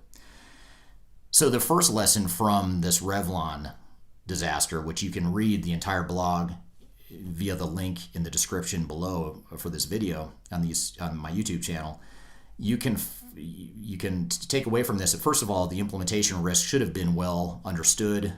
They should have been well documented. They should have been well quantified, and ultimately they should have been mitigated. And none of those things apparently happened in this case. Probably the most telling reason that I come to that conclusion is because when they went live in the first phase of their project, they went live at their South Carolina plant, which is one of their larger plants apparently. And in that plant, once that plant went live on SAP, they weren't able to ship product. They weren't able to fulfill customer orders. They lost a lot of sales as a result of not being able to track customer orders. And keep in mind, Revlon's selling to major big box retailers and people that probably have a pretty low tolerance for inability to ship. So I suspect that the number of lost sales is pretty significant for these guys. And so in my mind, that's unacceptable. They should have never gone live. They should have caught these problems before they went live, and they should have delayed the go live if that was the case. I'm not sure how they got to the decision to go ahead and go live anyway, or if they even knew about the risks. The third stage was not involved in this particular project, but it's really important to make sure that you have an effective risk management and an effective risk mitigation process and mechanism in place to ensure that you don't go live and let those sorts of things happen. And that's something that a technology agnostic consulting partner, an advisory firm like Third Stage Consulting, can provide as part of your SAP or ERP transformation. So that's the first lesson, is effective risk mitigation. That didn't happen with Revlon. If it doesn't happen with your project, chances are fairly high that you're going to run into similar problems. So that's a key, is make sure that we've got effective risk mitigation in our overall transformation. The second thing is making sure that we have a clear vision for what our operating model is going to be, and that we've worked through any sort of issues or misalignments with what that operating model is going to be. And that's okay that we have them. Every company has them, especially when there's acquisition. In the case of Revlon, they had just acquired Elizabeth Arden, which is another big company that they were trying to merge and integrate into the core Revlon operations. And there was apparently some misalignment, and those operations were not integrating well. At the time, they're trying to overlay SAP on top of that. So it's no wonder that there were problems when those sorts of issues had not yet been worked through. So the lesson and takeaway here is make sure that we have a clear target operating model, clearly defined a business blueprint, not an SAP blueprint as SAP or your system integrator may refer to it, but a business blueprint for what our target operating model is going to be, what our organizational model is going to be. If we have a shared service model that we're moving towards, making sure that we've done that and we've defined what that shared service model is, including our processes and roles and responsibilities, all that good stuff. That stuff should be figured out before you start implementing SAP. And the problem with the industry is that most of the time, system integrators and the software vendors are economically incentivized to convince you to do otherwise, to convince you to do something that runs against what's in your best interest. So in those cases, what ends up happening in most cases is that the system integrator or vendor is going to try to convince you, pressure you into implementing SAP and just cliff diving straight into your implementation when you haven't yet figured out those operational issues. So taking the time to do that first before you bring on the army of system integrator consultants and spending all this money on software that you're not ready for is critical. And not enough companies do that. And we see too many companies get bamboozled by the big system integrators, by the software vendors. So this is very, very important takeaway. And then a third takeaway here is making sure that the effective controls are in place when we implement new technology. In the case of Revlon, they went live with the new system and they actually reported that they were going to be late in their financial filings because they couldn't get the data that they needed to report their financial results to the SEC. And that's another unacceptable result of the project, in my opinion. Those types of controls should have been defined and figured out ahead of time. And we've seen enough SF4HANA clients on our side implement the technology to know that it's capable of providing that sort of capability within a timely fashion. So the fact that Revlon was unable to do that tells me that something was very wrong with the way that internal controls were baked into the overall solution that was being rolled out. And again, it gets back to that operating model, business blueprint, making sure you've done all that legwork up front before you start slamming in technology and trying to figure out how you're gonna figure it out later. And then finally, the fourth takeaway here is that a negative ROI should be unacceptable for anyone implementing technology. In the case of Revlon, they clearly have not recouped their costs. I don't know what their ROI looks like, but I'm fairly certain it's negative based on all the things that they pointed out and all the write-downs they took in their financial results as a result of this project. But they actually list in my blog, I include a complete list here. Here's a couple examples of things that they mention as problems they had as a result of their SAP project. They were unable to recover lost sales. Customer service levels were disrupted. Another interesting one is they point out that their management team was distracted by the SAP failure and just trying to clean up the mess, that it was cannibalizing their time and their focus on more strategic initiatives. I have no idea how you quantify that, but that had to have some sort of material impact on the results of Revlon in the short term and the long term. Significant capital and operating expenditures increased. They had difficulty processing payments to vendors. They couldn't fulfill federal, state, and local reporting. Greater than expected expediting shipping fees. So expediting shipments to customers because the inventory wasn't in the right place at the right time and they were having to rush orders and spend all this money rushing orders that they could have just been planning for had the system and the overall business processes been working the way they should have been. And then finally, another thing they mentioned here is the inability to fill customer orders inaccurately, on a timely basis, or at all. That's an exact quote from the SEC filing. And so I find that pretty interesting that some customer orders just were not filled at all. That to me is a big red flag. So these are some of the big takeaways from the Revlon failure.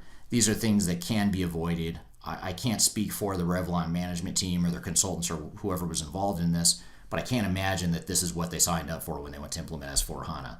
So these sorts of failures can be avoided. We can take some of these lessons, apply them to our projects, and they should be enough to ensure that we get off on a better footing and a better track than what we experienced at Revlon. So that's an overview of the Revlon ERP failure and some of the takeaways from that.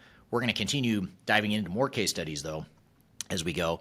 And before we do, though, I'd love to hear from the audience. What do you think so far? What do you think the biggest challenges are with ERP implementations? What's the biggest root cause of failure? Just based on what you know so far, what you perhaps learned in today's episode, what's resonating the most? I'd love to hear from the audience here on what you think the biggest failure points are. So drop that in the chat. We're going to take a quick break. When we come back, we're going to dive into the Haribo ERP failure case study as well as the Lidl ERP failure case study. So one's a candy manufacturer, one's a grocery retailer. And then later in the show, we're going to have Wayne Holtam from the Third Stage Consulting Team based out of Australia. He's going to be on talking about why ERP implementations fail, a little bit more focused on SAP, but ERP in general as well. So be sure to stick around. We've got a lot more to cover. We'll be back with more Transformation Ground Control. What we're living in, let me tell ya. Yeah, it's a world that man can eat at all. When things are big, that should be small. I'm excited to share our newly released 2024 Digital Enterprise Operations Report. This free download is available on the Third Stage website at thirdstage-consulting.com. This report is truly packed full of technology-independent and agnostic insights for your project to ensure that you're strategically optimized for success. Download your copy today with the QR code in front of me or visit our website for more details.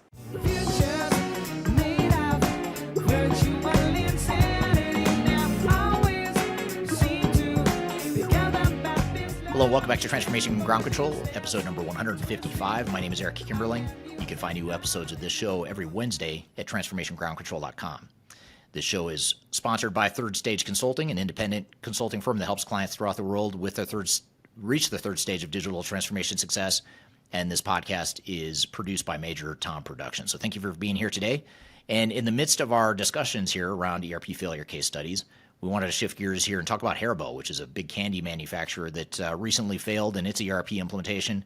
So I want to roll you this clip, which is also from my YouTube channel, talking about the case study of this failure, as well as some of the lessons and takeaways from it. So let's roll the clip here talking about Haribo and its ERP failure. They had some pretty significant supply chain disruptions after going live on the system late last year in 2018. It was announced in December. The news kind of broke out that they were unable to supply retailers and their customers with product, and due to some of the disruptions in the supply chain shortly after going live with SAP.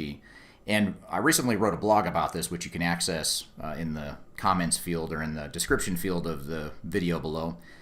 But in the blog, I covered 5 lessons from this. And even though Haribo is not a client of Third Stages, it's always interesting to analyze the reasons for failures like these.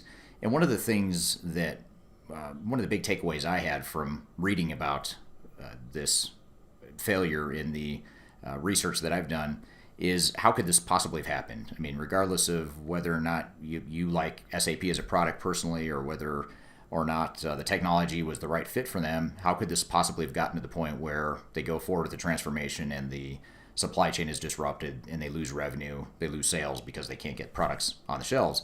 And it really came down to me to 5 things that I found in thinking through this. And the first, I guess maybe not so much a finding, but just a key takeaway from this is that when you look at a SAP implementation or a digital transformation of any sort, operational disruption is probably the single biggest cost and risk associated with the transformation. When we're first beginning a transformation, oftentimes we're looking at, what on paper is this implementation going to look like in terms of time, resources, and cost. And it's kind of a hypothetical model of what do we think it's going to cost. But what we often don't realize is, first of all, that estimate oftentimes is not realistic. And second of all, that estimate typically does not include hidden costs, long-term costs, things that may negatively impact you as an organization or really add to the cost of the transformation. So that's the first thing, is operational disruption is a big problem. In fact, in the research that our team has done over the last 10 years or so, we found that around 50% of organizations have some type of material operational disruption at the time of go live. And what we mean by that is things like not being able to ship product, not being able to close the books, some type of thing that brings your company not to a screeching halt, but slows your company down significantly. So that's one thing to be aware of, is how can we mitigate the cost and risk of operational disruption? If we do that one thing, we've significantly mitigated the number one cost and risk factor in digital transformations. The other second lesson or takeaway from this case study is that business processes management is super important to these types of projects. We need to do a good job of defining what our future state business process flows are going to be, what our business model is going to be, so that we can configure SAP or whatever ERP system or digital transformation technology that we're laying on top of that. We need the business to drive the technology rather than assuming that the technology is somehow going to drive our business. And if we get in a position where technology is driving our business, then we're in trouble because we suddenly have lost sight of why we're going through this digital transformation in the first place. So business process management is something that I would suspect was not done well on this project, because if it was, it should have exposed some of the problems that they ran into a lot sooner than they actually realized those problems. The third thing, which kind of dovetails in with the second around business process management, is that you want to make sure that your digital transformation aligns with your evolving business model. So in other words, we don't want to automate the way things are today. We want to automate how they're going to be in the future. And again, being a person that's on the outside looking in at this situation, since they're not a client of ours, one thing I read about is that they're opening more manufacturing facilities in Asia, I believe it was. So they're kind of shifting some of their production, I believe it was from Europe to Asia. And so their supply chain in general was changing and evolving. And I guess one thing I would look into if I was a consultant to them is how well aligned was the digital transformation with that reality of where they were headed as an organization. And like I said, chances are there was some misalignment there between where they were headed and the way they were implementing the software. And so that would be kind of a third thing, is to make sure that the system is aligned with the evolving business model. And then the fourth thing is that system testing is oftentimes overlooked. Oftentimes system testing focuses primarily on, does the software work? Have we worked out the bugs? Does the integration work? Are all the APIs working? The configurations, the customization, if it's all working technically, then we're good to go, right? But what we don't oftentimes spend enough time on is on the business process testing, the user acceptance testing, conference room pilots, whatever word you want to use for it, kind of testing the process, using the technology, but testing the process, and also testing roles and responsibilities. How are people going to do their job? Can they do their job in the system? Does everything flow seamlessly? Do they know what they need to do outside the system too? That's the other thing. A lot of times we forget about, we're not just implementing SAP, we're implementing SAP plus a bunch of other stuff that happens outside the system sometimes. And how do we make sure that's all integrated? And the way we do that is through user acceptance testing, conference room pilots, and really driving that testing process via our business processes. If we do that well, and if Haribo had done that well, I can't imagine there's much likelihood that they would have experienced the kind of supply chain disruptions that they had here. And then fifth and finally is, and this is kind of a stopgap baseline type of thing that needs to be in effect with any digital transformation, is that you need executive governance and leadership. You need the key guys and gals at the top of the organization driving this. They need to be aware of what's going on, and they need to be empowered and know enough about what's going on to know when to hit the pause button or hit the reset button in some cases. And you certainly don't want to get to the point where you can't ship product, you can't deliver to your customers, you ruin your brand, your recognition, whatever it is. You don't want to get to that point, and it's up to the executives. It's not your system integrator, it's not SAP or your vendor, whoever that is. It's up to you to make sure that you are empowered to do that. And so that's really the fifth takeaway. And I guess, to summarize the whole thing, the whole lesson from this for me is that digital transformations are your project. And that's something that I'm seeing in the industry lately, with as complex and sophisticated as technology has become in recent years with the cloud and machine learning, blockchain. All this new stuff is happening so quickly that we're losing sight of why we're implementing digital transformation in the first place. We're not doing it for those breakthrough technologies. We're doing it to change our business and to make it better. And despite those new technologies, it's your transformation. You have to be the one driving it. It's not, your system integrators. It's not your system vendors. It's your project. And so I think that's the key takeaway. The one thing I would leave you with is when you're going through this type of project, do what you need to do to bring in the right consulting partners, the right internal, external resources to manage this, and stay on top of it. Manage the project like you would any sort of acquisition or a big capital improvement project, or whatever the case may be. Entering a new market, executives tend to spend a lot of time and have a lot of governance on those types of projects. But when it comes to a digital transformation, oftentimes they want to delegate that to other outside sources, or push it down internally within the organization. So it's real important that we have a vision of what that should look like going forward in terms of executive ownership of the project. All right, another great case study and good lessons learned there with Haribo, and hopefully you've gotten some good takeaways there. I'd love to hear from the audience. Based on what you've heard so far, what do you think the biggest failure points are for ERP implementations? Based on your experience or based on what you've heard in this podcast so far here today, love to hear your feedback, and just drop that in the chat here below if you don't mind. So we're going to keep talking about ERP failures because, after all, this is the ERP failure episode. So we're going to talk about Lidl next. And Lidl is a German grocery retailer. They failed in their ERP implementation not too long ago. We're going to dive into that case study here in just a moment. And then after that, we're going to get into another guest on the show who's going to talk about why SAP and ERP implementations fail. That's going to be with Wayne Holtam from the Third Stage Consulting team. So we'll have him on the show later as well. So be sure to stick around. We'll be right back with more Transformation Ground Control.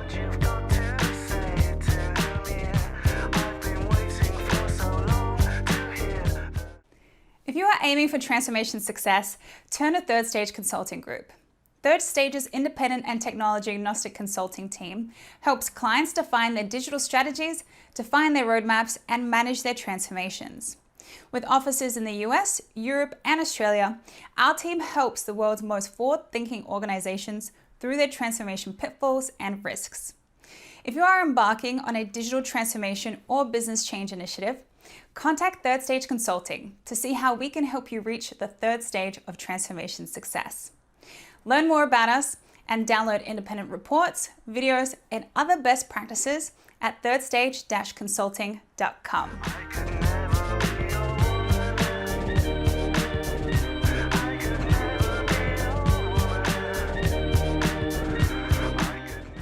Hello, welcome back to Transformation Ground Control, episode number 155. My name is Eric Kimberling. You can find new episodes of the show every Wednesday at transformationgroundcontrol.com. You can also find past episodes of this show, all the episodes dating back to episode number 1 at transformationgroundcontrol.com. This podcast is produced by Major Tom Productions and sponsored by Third Stage Consulting.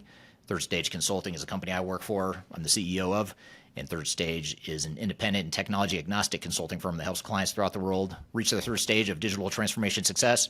And in cases where the organization has not reached the third stage of transformation success and perhaps failed in their efforts, we also provide project recovery services as well as expert witness services to help clients either get the project back on track and or provide expert witness testimony to help them in their legal disputes involving an ERP failure. So be sure to reach out to me if you'd like to learn more about Third Stage and what we do. I've included my contact information below.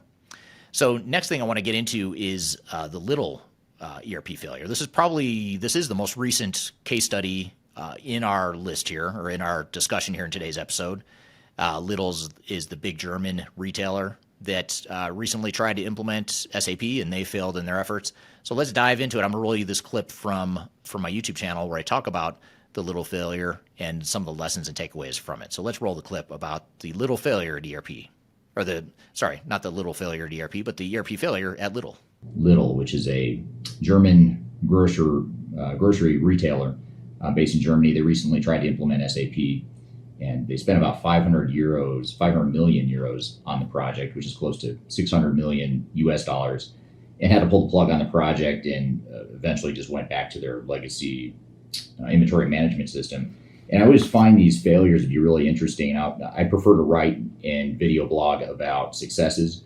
If you read my blogs on the Third Stage website, you'll find a lot of my articles, including a recent article about successful implementations. And we took a case study of one of our recent clients that is in the process of implementing SAP S/4HANA. And we wrote a little case study about what they've done to make that successful, and then some of the pitfalls they've experienced and the ways they've overcome those pitfalls. So that's generally the way I like to look at these types of projects. But in this case, it's always good to also look at failures, which is kind of an extreme example of what can go wrong when you don't follow implementation best practices. And some of the key findings or takeaways that I pull from the article as I read it there were 5 different things, and I blog about this in the recent blog that I published on our website. The first is that organizations oftentimes are unwilling to make the changes they need to. There's a really interesting specific example in the article that I linked to from my blog, where they talk about how Lidl had a way of, they had historically looked at their inventory management by looking at purchase price, whereas SAP's standard functionality out of the box is based on retail price. And so that was just an interesting dynamic where they decided that it was more important to keep things the way they were, and they tried to customize SAP to fit that as is state, if you will. Now, I'm not familiar with Lidl. I don't know how critical that business requirement was or whether or not that's something they could actually change.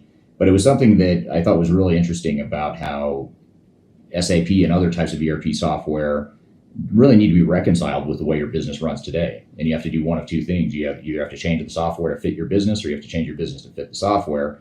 And there's no right or wrong or easy answer, but you just have to recognize that a lot of times companies aren't willing to make the changes they need to. And it sounds like in this case, they probably didn't make the changes they needed to make the project successful. And that's just one of, I'm sure, many examples that they faced throughout that implementation.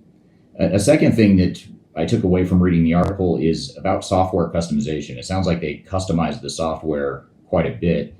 And our research shows that about 90% of organizations do customize software to some degree, but it's a slippery slope. Once you start to customize and end users realize that you can customize and that you will customize, a lot of times that becomes a symptom of a deeper issue, which is people don't want to change, and so they end up requesting customization. So it's really important to have some solid due diligence and project governance and controls in place to where you can validate and prioritize customization needs and make sure that you're not just covering up a deeper seated resistance to change type of issue.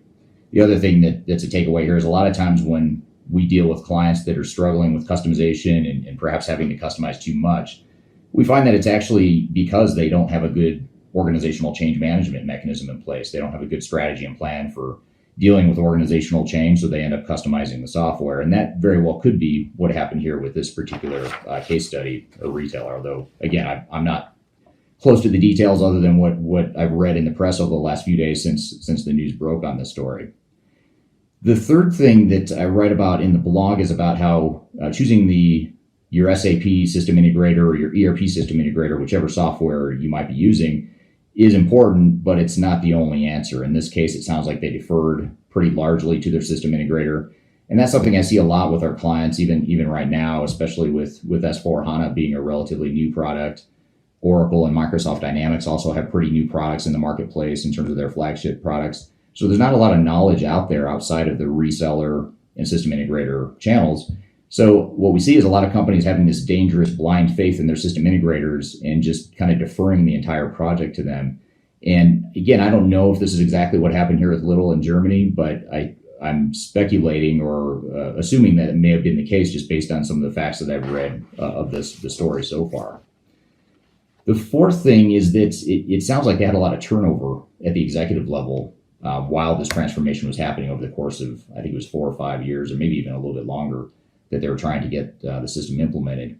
And it was just a good kind of a stark reminder that when you've got executive turnover, or more commonly even executive misalignment, that really trickles down the organization, and it really defeats or undermines the odds of your project succeeding. So when your executives aren't aligned, or if your project's not aligned with your executives, even if the executives themselves are aligned, what ends up happening is your project ends up getting out of sync with what the organization needs and wants, and that creates a lot of problems later on. So that's something else from an organizational change perspective that we always advise our clients, is make sure that you're looking at alignment with how your project is being implemented, the decisions you're making, the business process decisions you're rolling out, the organizational design changes. Make sure that's all aligned with your executive's vision and kind of where you're headed as an organization, because it's really common. It's one of those things that you don't really hear a lot about, and people don't talk a lot about, which is that project teams and these implementation initiatives in general tend to get misaligned with the overall vision and strategy of the organization. And then the fifth and final thing that I wrote about in this particular blog is that the SAP software works. I know everyone likes to rail on SAP because it's a big, complex, robust system. There's a lot of high-profile failures out there that you can point to with SAP. If you go back 10 or 20 years, you've got Hershey's and Waste Management, and now obviously this is another one that'll go down in history as a big failure of SAP's. But one thing that SAP, in my opinion, struggles with is that a lot of their clients are Fortune 500, Fortune 1000, large multinational organizations. So when they fail, you're going to hear about it. But what I found is that companies that implement other types of software, whether it's Microsoft Dynamics or Oracle or PeopleSoft, Infor, Epic, or whatever, they're just as likely to fail. And typically they fail because of the same types of reasons why people with SAP commonly fail. So the point here is that typically the ERP software that's out there today, whether it's SAP or any other product, it works. One of the stats that SAP has out on their website, if you go look, is that 80% of retailers in the Forbes Global 2000 are SAP customers. So they obviously have a lot of customers in the retail and grocery space that are using the product successfully. So I don't think it's really an issue of does the product work. The bigger question is, does the product or can the product work for your organization, and can you implement it in a way that's going to work for your organization? Not to say that SAP is perfect or any software is perfect. They all have their strengths and weaknesses, but in general, the software works. It's just a matter of how well aligned it is with your business operations and how well you reconcile the differences between the two. So those are just a few of the things that are takeaways here. I think the bottom line here is that, in my years as an expert witness, I unfortunately have to analyze a lot of cases like these. In our experience providing implementation QA for system integrators, providing organizational change management support on SAP and other types of projects. These are some of the common things we run into. So it's not just a matter of this particular case study or this particular failure. This is something we see pretty commonly in other types of implementations as well. And again, these lessons here that we're talking about have really nothing to do with SAP. I think these are things that would apply whether you're implementing Oracle or Microsoft Dynamics, or any other product for that matter out there in the marketplace. So that is our last case study for today's episode on Lidl and unpacking their ERP failure. Hopefully that provides some good context. I'd be curious to hear from the audience here. What do you think Lidl's biggest mistake was, just based on what you just heard? And drop in the chat. I'd love to hear your feedback. Where do you think they went wrong? What should they have done better? What's the number one advice you would have given them if you could sort of go back in time and give them some advice? Love to hear your feedback below. So be sure to drop that in the chat. And we're going to bring on our last guest of this episode, Wayne Holtam from the Third Stage Consulting team. He's going to be on talking about why SAP ERP implementations fail. And we're going to have a good discussion between he and Kyler from our team talking about that implementation, that case study, or not that case study, but just in general, why ERP implementations fail. And this is really meant to augment some of the lessons we've gotten from the case studies here so far. Wayne, like myself, is part of our expert witness team. So he's one of the experts on our team that provide expert witness testimony. He's also a very senior guy that has provided a lot of consulting to ERP implementations over decades. So he's been doing this a long time, longer than I have even. And he's got a lot of good perspectives on why projects fail and what you can do to avoid failure. So he's going to be a great guest to have on the show here. And Kyler will have that discussion with him here in just a moment. First, we're going to take a quick break. We'll be back with more Transformation Ground Control. When I wake up, well, I know I'm gonna be the man who wakes up next to you. When I go out. If you are aiming for transformation success, turn to Third Stage Consulting Group. Third Stage's independent and technology agnostic consulting team helps clients define their digital strategies, define their roadmaps, and manage their transformations. With offices in the US, Europe, and Australia, our team helps the world's most forward-thinking organizations through their transformation pitfalls and risks. If you are embarking on a digital transformation or business change initiative, contact Third Stage Consulting to see how we can help you reach the third stage of transformation success. Learn more about us and download independent reports, videos, and other best practices at thirdstageconsulting.com.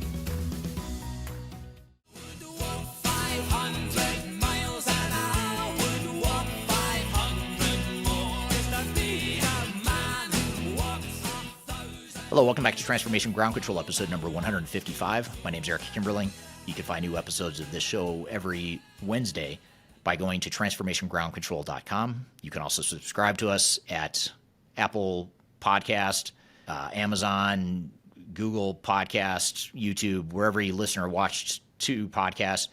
Be sure to check us out and subscribe, or you can just go to Transformation Ground Control for the aggregated view of where all the different places that you can find the podcast and all the past episodes. Just go to transformationgroundcontrol.com. So in our last segment here, our last discussion regarding ERP failures for this episode at least, we want to dive into why SAP ERP implementations fail with Wayne Holtam from the Third Stage Consulting team. He's based out of Australia. I'll let him tell a little bit about his background here in just a moment. But really good to have Wayne on the show because he's been involved in not only helping tons of clients throughout the world with their implementations over the years, but he's also helped project recoveries, and he's also one of a few people on the Third Stage Consulting team that also act as expert witnesses in lawsuits. And the reason that's so important is because when you're involved with lawsuits as an expert witness, you end up just learning a ton of stuff, a lot of really confidential stuff that most people don't ever get to see. So you get to see a lot of what causes these massive high-profile failures in the marketplace. So having him on the show to talk about why implementations fail, we thought would be a very valuable exercise and a very valuable discussion. He's been on this podcast many times in the past and has always provided great perspective. So really look forward to this discussion here between Kyler and Wayne. So I'll turn it over to you, Kyler, to guide the discussion here with Wayne on why SAP implementations fail.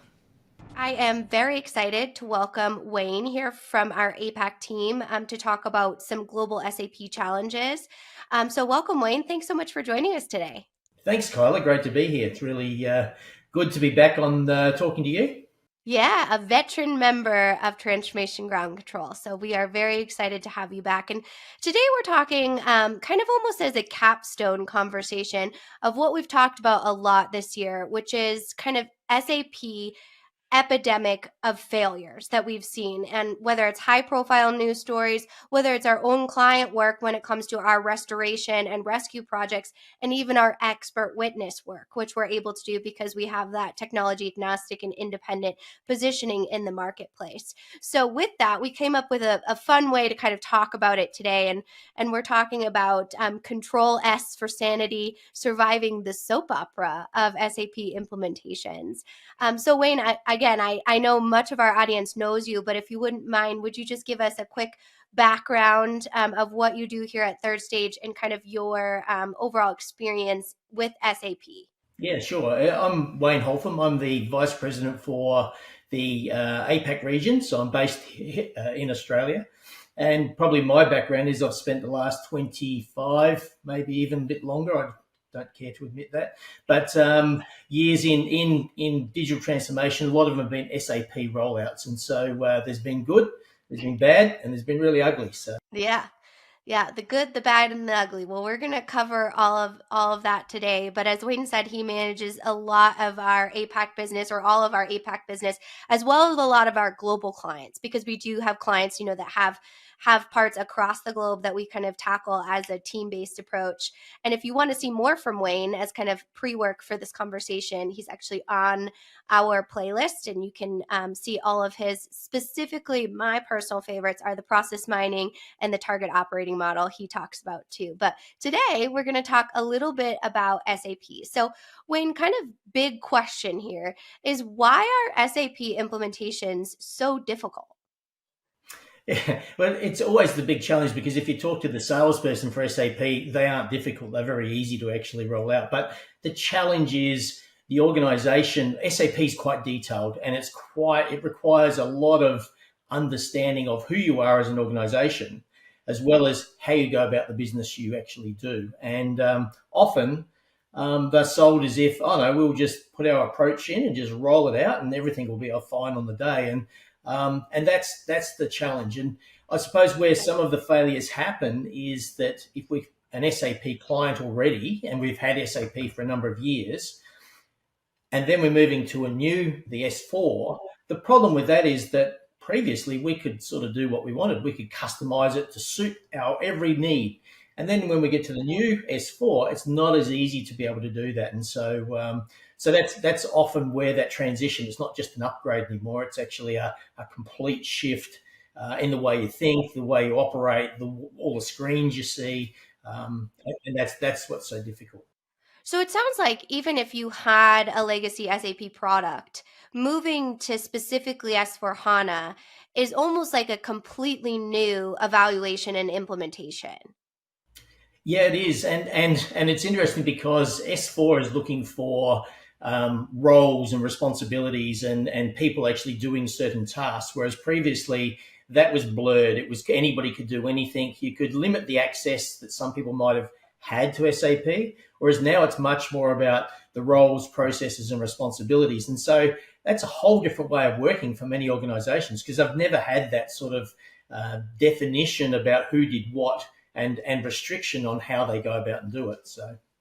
So speaking of drama, since we are talking about the soap operas, we see a lot of very high profile SAP failures in news coverage. Do you feel like SAP gets a bad rap on that, as we don't see a lot of times as many high profile failures by someone, say, on the same level like Oracle?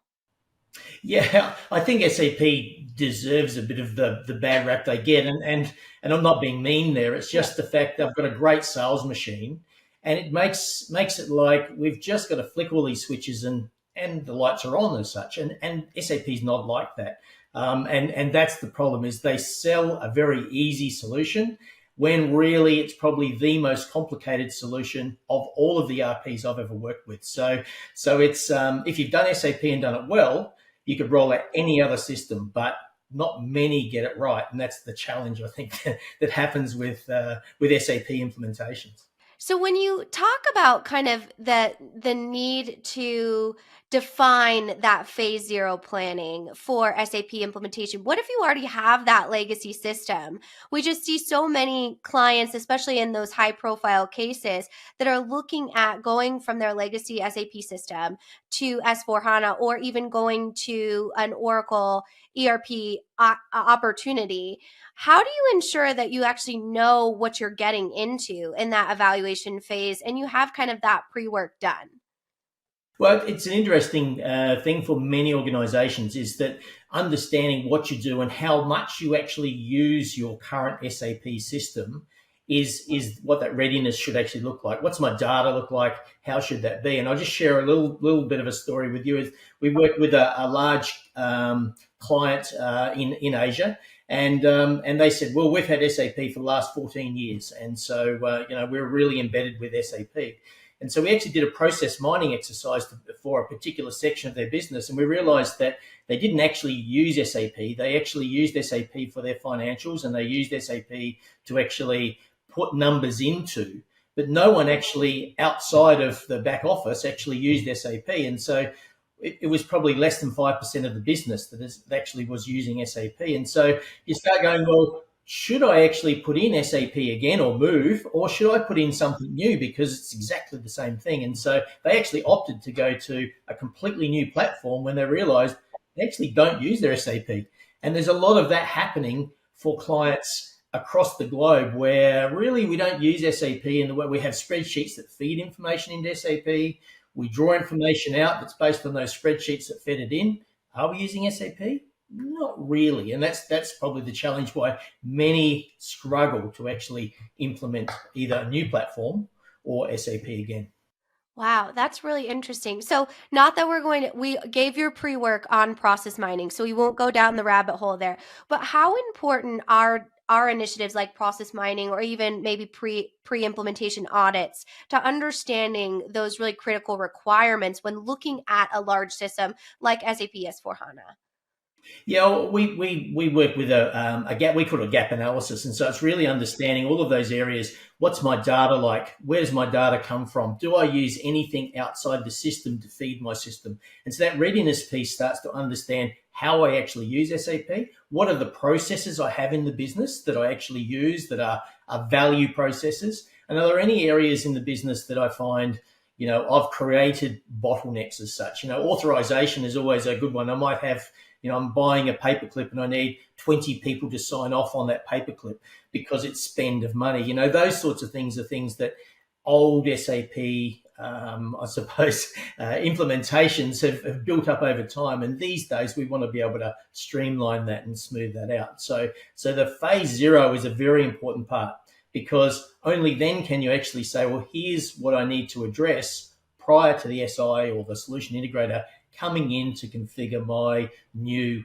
SAP solution. If it's S4, it's S4. And so there are those things that are vital. And it's interesting, some people say, how long does that take?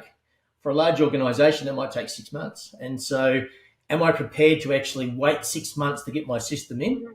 Or am I prepared to actually not do that and then spend 12 months to 2 years extra than what I thought I could do to actually implement? And that's these failures tend to happen, and where we start to see them in the news.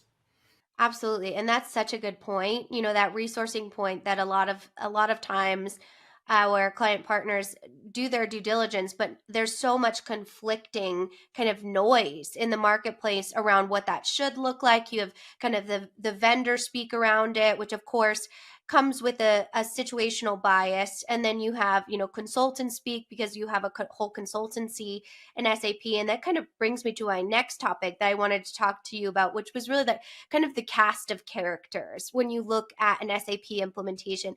And a lot of times we can see just chaos on that project team because there's so many different people involved. So who are some main characters in an SAP implementation, and can you describe their roles?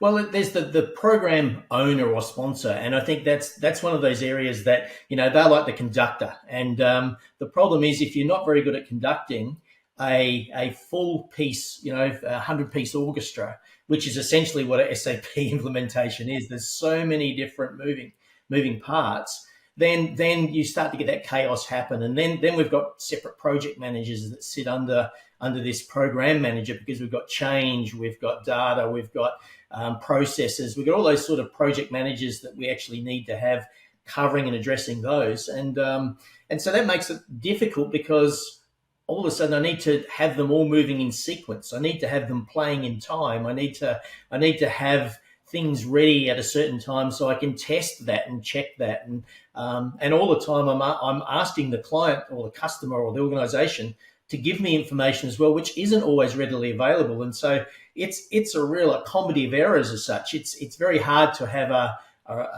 classical tune come out of a SAP implementation. It's more of a whole lot of people playing individual songs, and that's the problem with the characters we have. And so whether it's a sponsor, whether it's a project manager, whether it's people within their leads and analysts and those sort of people, they all need to play their part, but they don't always know what the tune is, and that's the difficulty. Yeah, that harmony, right, that you need in a healthy project. Absolutely. And when you look at teams, you had mentioned one of our clients that have had SAP for 14 years. And honestly, that's kind of a short time to have SAP. There's many people that have had them as a legacy system for a very long time.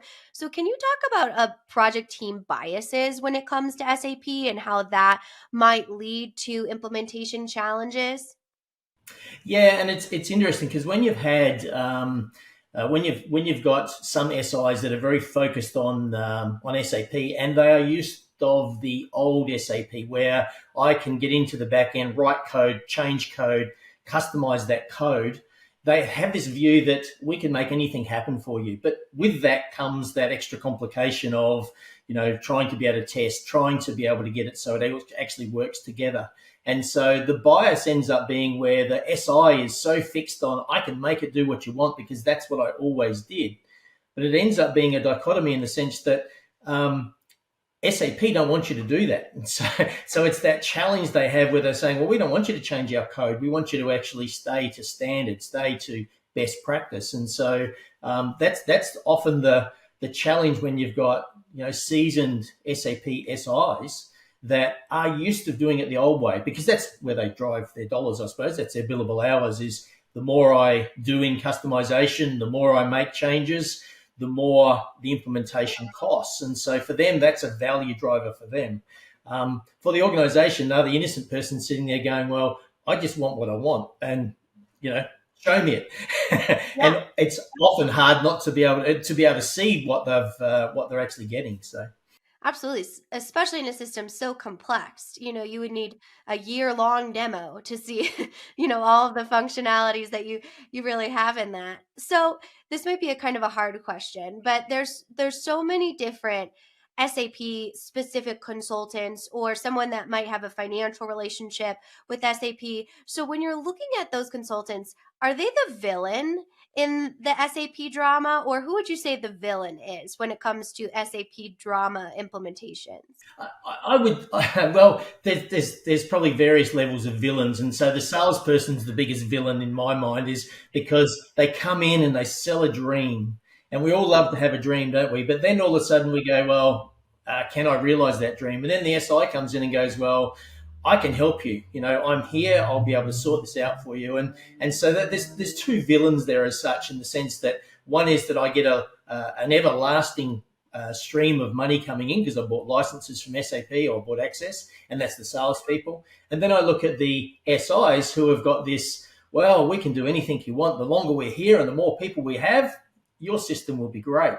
And then when it doesn't work out that way, it's all of a sudden, well, you signed off on that, so thank you, Mr. Client.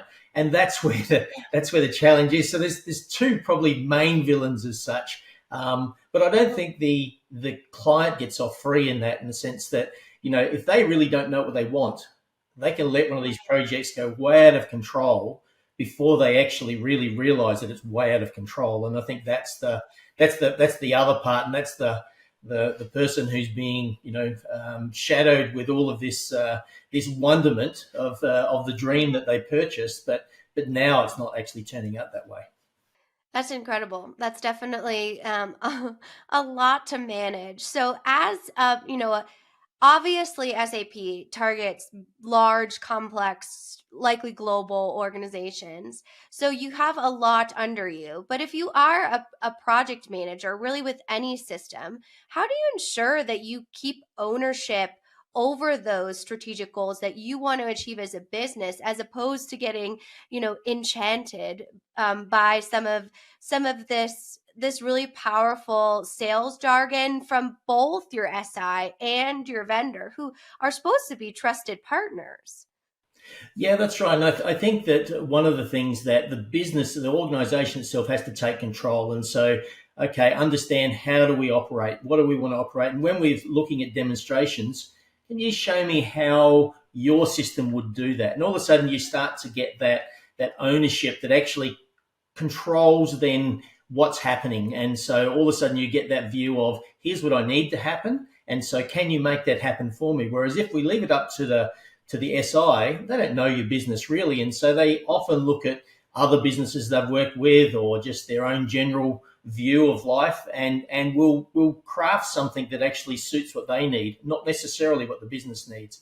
And when you get that situation, that's where you get that the users don't like using it. They want to go back to their spreadsheets, and failure starts to be the word that is on everyone's lips. Absolutely. So rounding out kind of our cast of characters and how to kind of manage to them, what does your team do when it comes to a large SAP, either implementation, restoration, selection project? What's your role in that? So it's interesting. We help build the operating model. So how's the business want to operate in this new environment? So that's one of the things we do.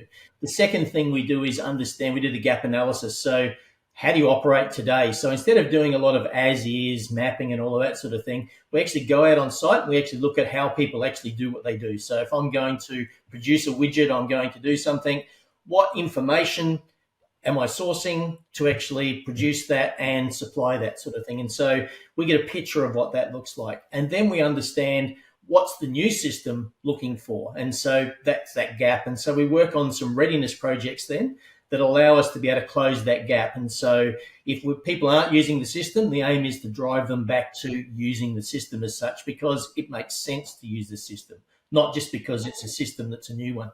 And so that's the sort of work we do. And then with the SI, it's about defining those, what we call deliverables.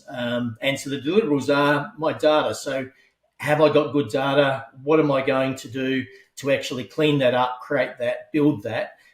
So when the SI comes in, they have a very clear plan of approach. Their discovery can be quite short. 6 weeks is what they typically have, because all of the answers have already been provided. And so they can actually say, I have an answer to this question, this question, this question, and then I can go off and design and build. And so whereas what you usually find is they come in and they go, oh, I don't have an answer for that. I don't have an answer for that. Okay, we need to go off and build this. And that's where we start losing control of our project. We're here with Kyler and Wayne from the Third Stage Consulting team talking about why SAP implementations fail. We've got a lot more to cover. We're going to take a quick break and we'll be back with more Transformation Ground Control.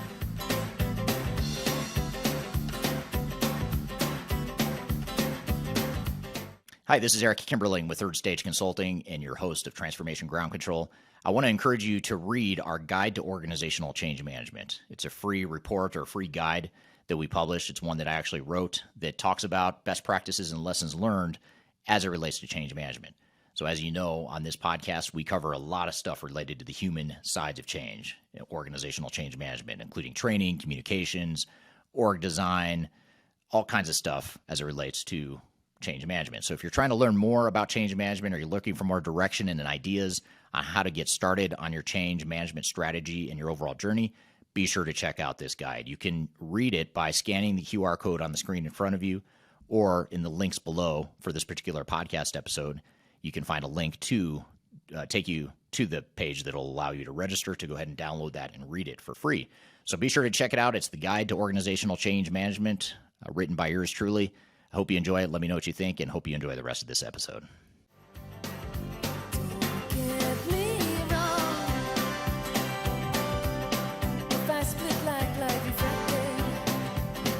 Hello, welcome back to Transformation Ground Control, episode number 155. My name is Eric Kimberling. You can find new episodes of this show every Wednesday at transformationgroundcontrol.com. And this podcast is produced by Major Tom Productions and sponsored by Third Stage Consulting, which is an independent consulting firm that helps clients throughout the world reach their third stage of digital transformation success. So let's jump back into the conversation here between Kyler and Wayne to talk about why ERP implementations fail. And when do you see kind of to go from the cast of characters to kind of, you know, the plot twist, if you will? We see headlines around SAP failures that are in the hundreds of millions, if not billions of dollars. So how did those go so incredibly wrong? And at what point, I'm sure there were a variety of points, but is there some point that those red flags start to fly when it comes to what's going on with our project and how do we ensure we need to course correct now? Yeah, it's an interesting you say that, because I've been involved in some expert witness cases, and I've also been involved in projects that, you know, some have gone 6 years and still not gone live. And so that's staggering to think, how come someone hasn't pulled this up earlier? But it is that thing of the understanding of governance and assurance. It's making sure that you have actually completed all of that pre-works before you start doing design and those sorts of other things. Because if you're designing something and you don't have all of the information, the challenge is, what are you designing? And that's where the cost blows out. And there's course corrections constantly happening over that time. And all of a sudden you start to go, well, should I be course correcting this? Or is it something that, you know, we need to actually really look at the whole project and actually reset fully? Whereas we sort of course correct little bits and we don't actually address the overall issue, and that's why it just keeps blowing out. So, and the SI is quite happy to be able to help in the sense that they just get billable hours. We bring another team in, and you know it's all good. And but you as the client or the organisation, you're paying the bills, and that's where the problem is. And so there's not the deterrent for the SI, because they go, well, you know, you signed off on this previous design, so we'll fix it for you now, and obviously a cost comes with that. Absolutely. And so when we look at kind of how those failures happened, to kind of unwind that, looking at kind of the chapters or the different acts in this soap opera drama, when we look at integrations or something like being able to utilize SAP as your core function, but say you need a different application or a bolt-on for some sort of competitive advantage, SAP has been notorious around not integrating well or not playing well with others. What are some things that you can do to ensure that you have that interoperability strategy fully baked before you pick a system and invest so much dollars or, any sort of currency in this specific new technology if you're not sure if it will work across your other technology stack? That's interesting. Question, Kyla, is because from my perspective, it's about looking at the functional architecture. There's solution architecture many people talk about, or enterprise architecture. The functional architecture says, well, if I've got a CRM system that's not, say, SAP, and I've got SAP in the middle, and I've got some other systems there, how am I going to get them all to talk? And so integration is often the way to do that. But if I'm starting to look at it and say, well, I'm taking information from that system and I need to reinterpret it into SAP, that's a very complex integration. And so that's where you find the complexity starts to happen, in the sense that I need really detailed, rule-based integrations that actually are sending my information, turning it into something else, and then putting it into SAP to understand. And then I've got to send it back to that system when something's changed. And so that's often the problem, is that we don't really understand how we want that flow of information to go from one system to the other. We just bolt things on, and sometimes when you bolt it on, it doesn't line up. And so all of a sudden we have to write very, very complex information flows, which is integrations, to be able to make that happen. And so that's the problem. Old SAP was a lot harder to actually integrate. It was more of a standalone platform. Today it's a little bit easier, but still you need to understand what you want to flow, where you want to flow, and how much change of that flow needs to happen in the course of the integration. And I tell this story to everyone because I still feel like I'm shocked to this day to hear it. But we recently had a client that came to us looking for help with their SAP implementation because they built that customized integration with their SI and then did not realize that their SI actually owned it. They own the intellectual property, around building that customized integration. So is that something that you see a lot with your, bigger global clients when it comes to kind of what you talked about? Should you customize to not customize, the balance between where does business process meet the technology? Yeah, and that's often a problem, because I get the SI in and I get them to customize or create specialized integrations, and all of a sudden that custom code is theirs. It's something that, it's often written. There isn't a step-by-step rule book on how it's done. It's usually left up to the consultant to write that. And so then if I bring another consultant in, they'll look at it and go, oh, no, that's not right. And so, or I can't work on that because I don't, it's not our code. And that's a challenge that organizations don't often understand until they've either changed their size or they've got some problems with the code and they lose face. And so they want to actually get someone else in to look at it. And it's specialized code. And that's the difficulty with SAP. These days there's a lot more already packaged integrations where they're plug and play. They're much, much simpler to be able to have so anybody can work on those. They're standard code, follow standard protocols, and so. But not all SAP SIs do it that way.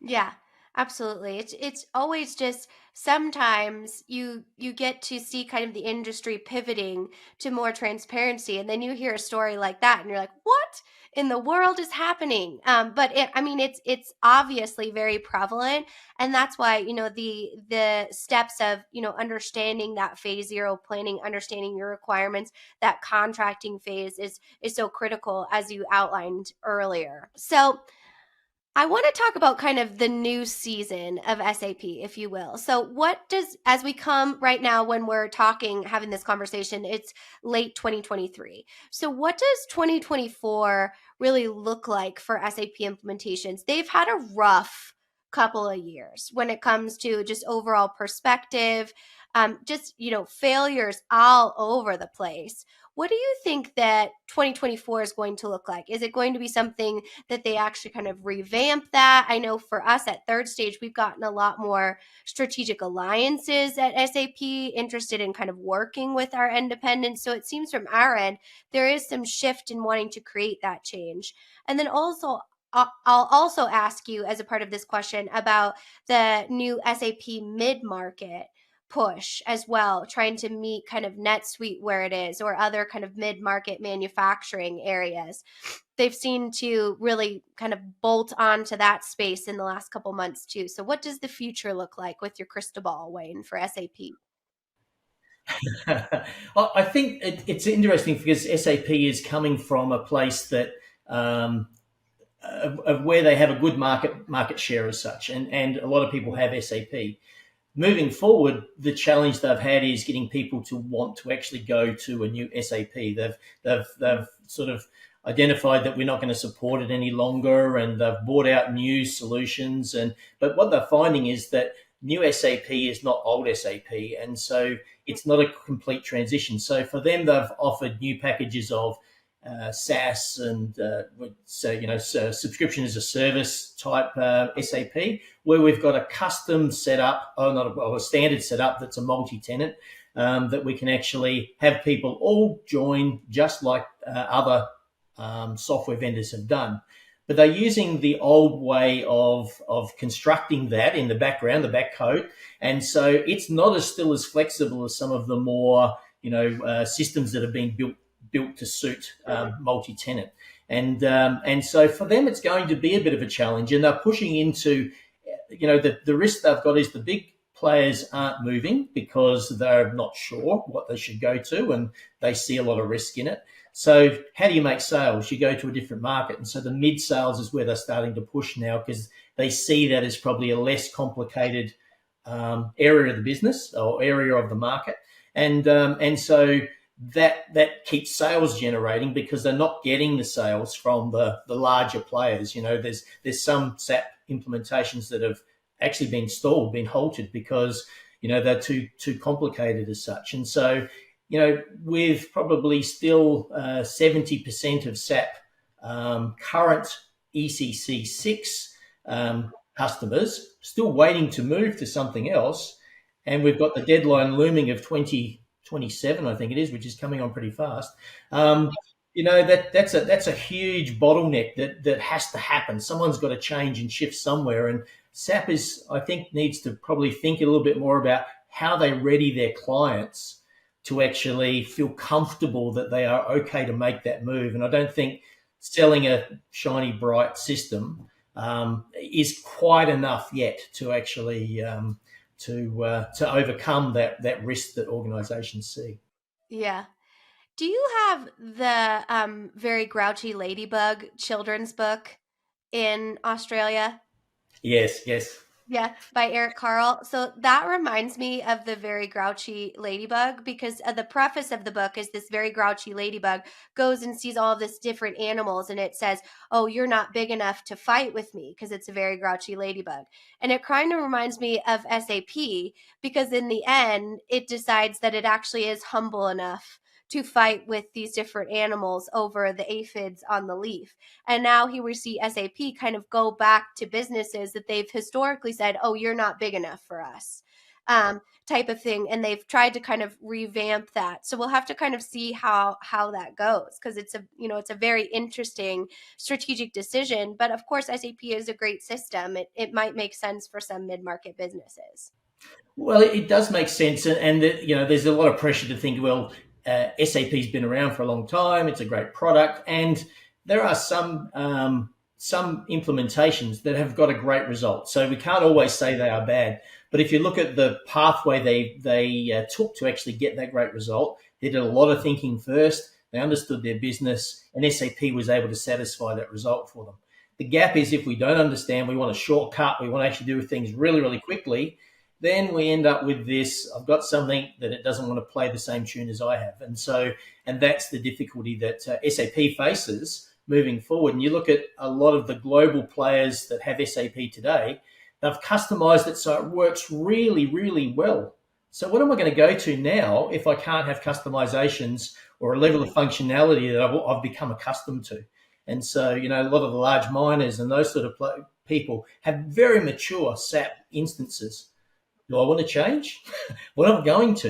These are some of the things that are on organizations' minds, and so how do what's better out there than what I have today, since I've actually made it really work for me, and my people actually use it. And so that's some of the challenges that that organizations face. Yeah, and it's always great to have partners like you and your team too, because sometimes when we come in and do an evaluation like that or a current state assessment, like you mentioned, we say, you know what, actually, there's just some tweaks in your operations or your business processes that you can make because we don't have those financial relationships with selling you any additional system. So that's not our priority. Our priority is to make sure that the technology is working for your organization. That's right, and often it's like you're doing those tweaks that actually drive that value, as against saying, well, let's throw out that system because it doesn't work, and that's often a benefit as well, I think, for organisations, because they can actually then start to understand the business a bit better, knowing the system they have, and they don't have that complexity of I've got to change the system, I've got to get better at what I do, and there's a lot of work in all of that, and so sometimes even before you're looking at putting a new system in, getting that assessment and understanding, what do I do? What would it need? What would it take? How could I improve? Those sorts of things are really, really valuable, because if you get that right, the implementation becomes a whole lot easier to actually deliver. Absolutely. So, ending on a high note, let's go into some happily ever afters. Because, as you mentioned, it's not always that SAP implementations fail. Sometimes SAP implementations go really well. Can you give us some examples of what that might look like for businesses that have kind of thrived on an SAP implementation? Yeah, it's interesting. There's a utility client that I know of here in Australia, and they actually put in SAP, and they actually got it to the point that it was so functional that they could do every aspect of their business through SAP. And so all of the users actually used SAP. All the reports that were created, they may have done some custom reports, which is standard for SAP, but custom using the data out of SAP. And so that's a really good outcome, because all of a sudden I'm using the system completely.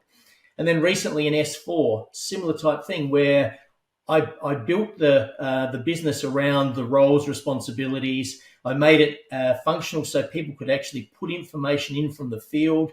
I was getting information into the system. And so I'm able to use the system to make decisions. And that's a really great outcome. And SAP can make that happen if you actually approach it the right way. And so that functional architecture is a big piece to that. How do I get my information in? How do I use that information? And am I using the system? And I think that's for every system, but SAP in particular. If you're not using SAP as the system of choice, and your preference is a spreadsheet, Excel spreadsheet, and feeding information in, then you're not really using SAP. And I think that's a lot of organizations, that's the first tick on the box. How many spreadsheets do you actually have? Will give you a view of how much you're actually using your SAP. Yeah, absolutely. And as you mentioned earlier, that's so important on the other side of that too. Maybe you are using the system and there's just a few, recommendations that you can put in as far as different behaviors to ensure you're optimizing or reaching the overall potential of the system that you do have. And it can be a happy ending. Oh, it can be. And if the users are using it and they find it easy to use, it's really, really good to actually see the value SAP can have. The new Fiori that SAP has, the user interface, isn't all of those crazy transactions that most people talk. I think one of the things you talk about SAP lingo. So we could talk about IW29 and IW36 and all of those sort of things. That's all the lingo that you talk to the old world of SAP. But the new world, it's about, what am I doing? What's the task I'm doing? I'm going to pay an account. And so that's a lot more usable if you get people using the system and the information's in there. And so that's the difference, I think, that from old to new is the way people interact with it and the interface they actually have. Very good. Well, this has been an unbelievably great conversation. So thank you for sharing your insight. Any final thoughts you want to share around SAP implementations just in general? I think that people, it's interesting with, we've got a client at the moment that's looking at, they've been sold a global template for SAP. And where they've rolled it out in a couple of their global instances, they've realized that the global template doesn't actually fit for their business. So they've had to make a lot of modifications. And so it's about stepping back and saying, well, what do I really need, and looking at it from that perspective. And then if they understand that, SAP can be a really great option for them. But without doing that and listening to the fact that, well, we've got this out of the box model, just unpack it out and look, we construct it and it'll be fine, doesn't suit everybody. And I think that's the challenge that people are facing is, believing that, one size fits all, and you should be able to, I'm not saying customization here, I'm saying configuration and adapt your business to it being more consistent in the way it operates is the other part to that, is not just saying, not blaming the software completely. It's you as an organization. How can you be a bit more consistent in what you do? So there's lots of instances where we have really complicated back office processes that we don't need. So Most definitely. You have to have, the right system that fits your requirements, but you also have to have healthy business practices, good data hygiene to ensure that they can work together in that harmonious, great analogy you gave about the symphony. I love that. If you don't mind it, I'm going to steal it as moving forward.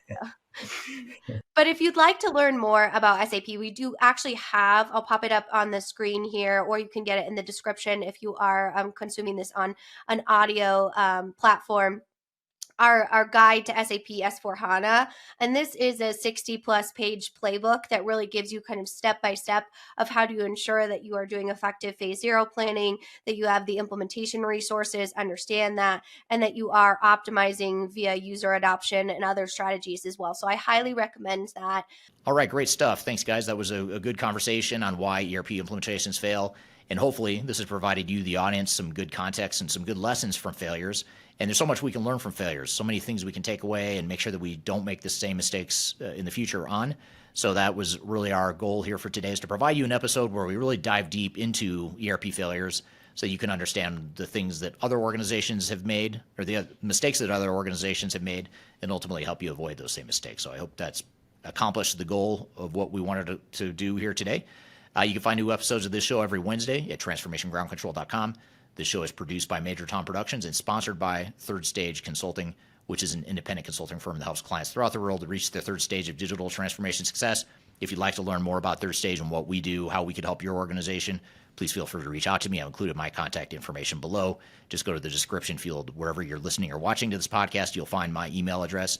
Feel free to reach out to me. I'd love to chat with you about how we can help. So hope you found this information useful. Hope you have a great day. We'll see you next week on Transformation Ground Control. Take care.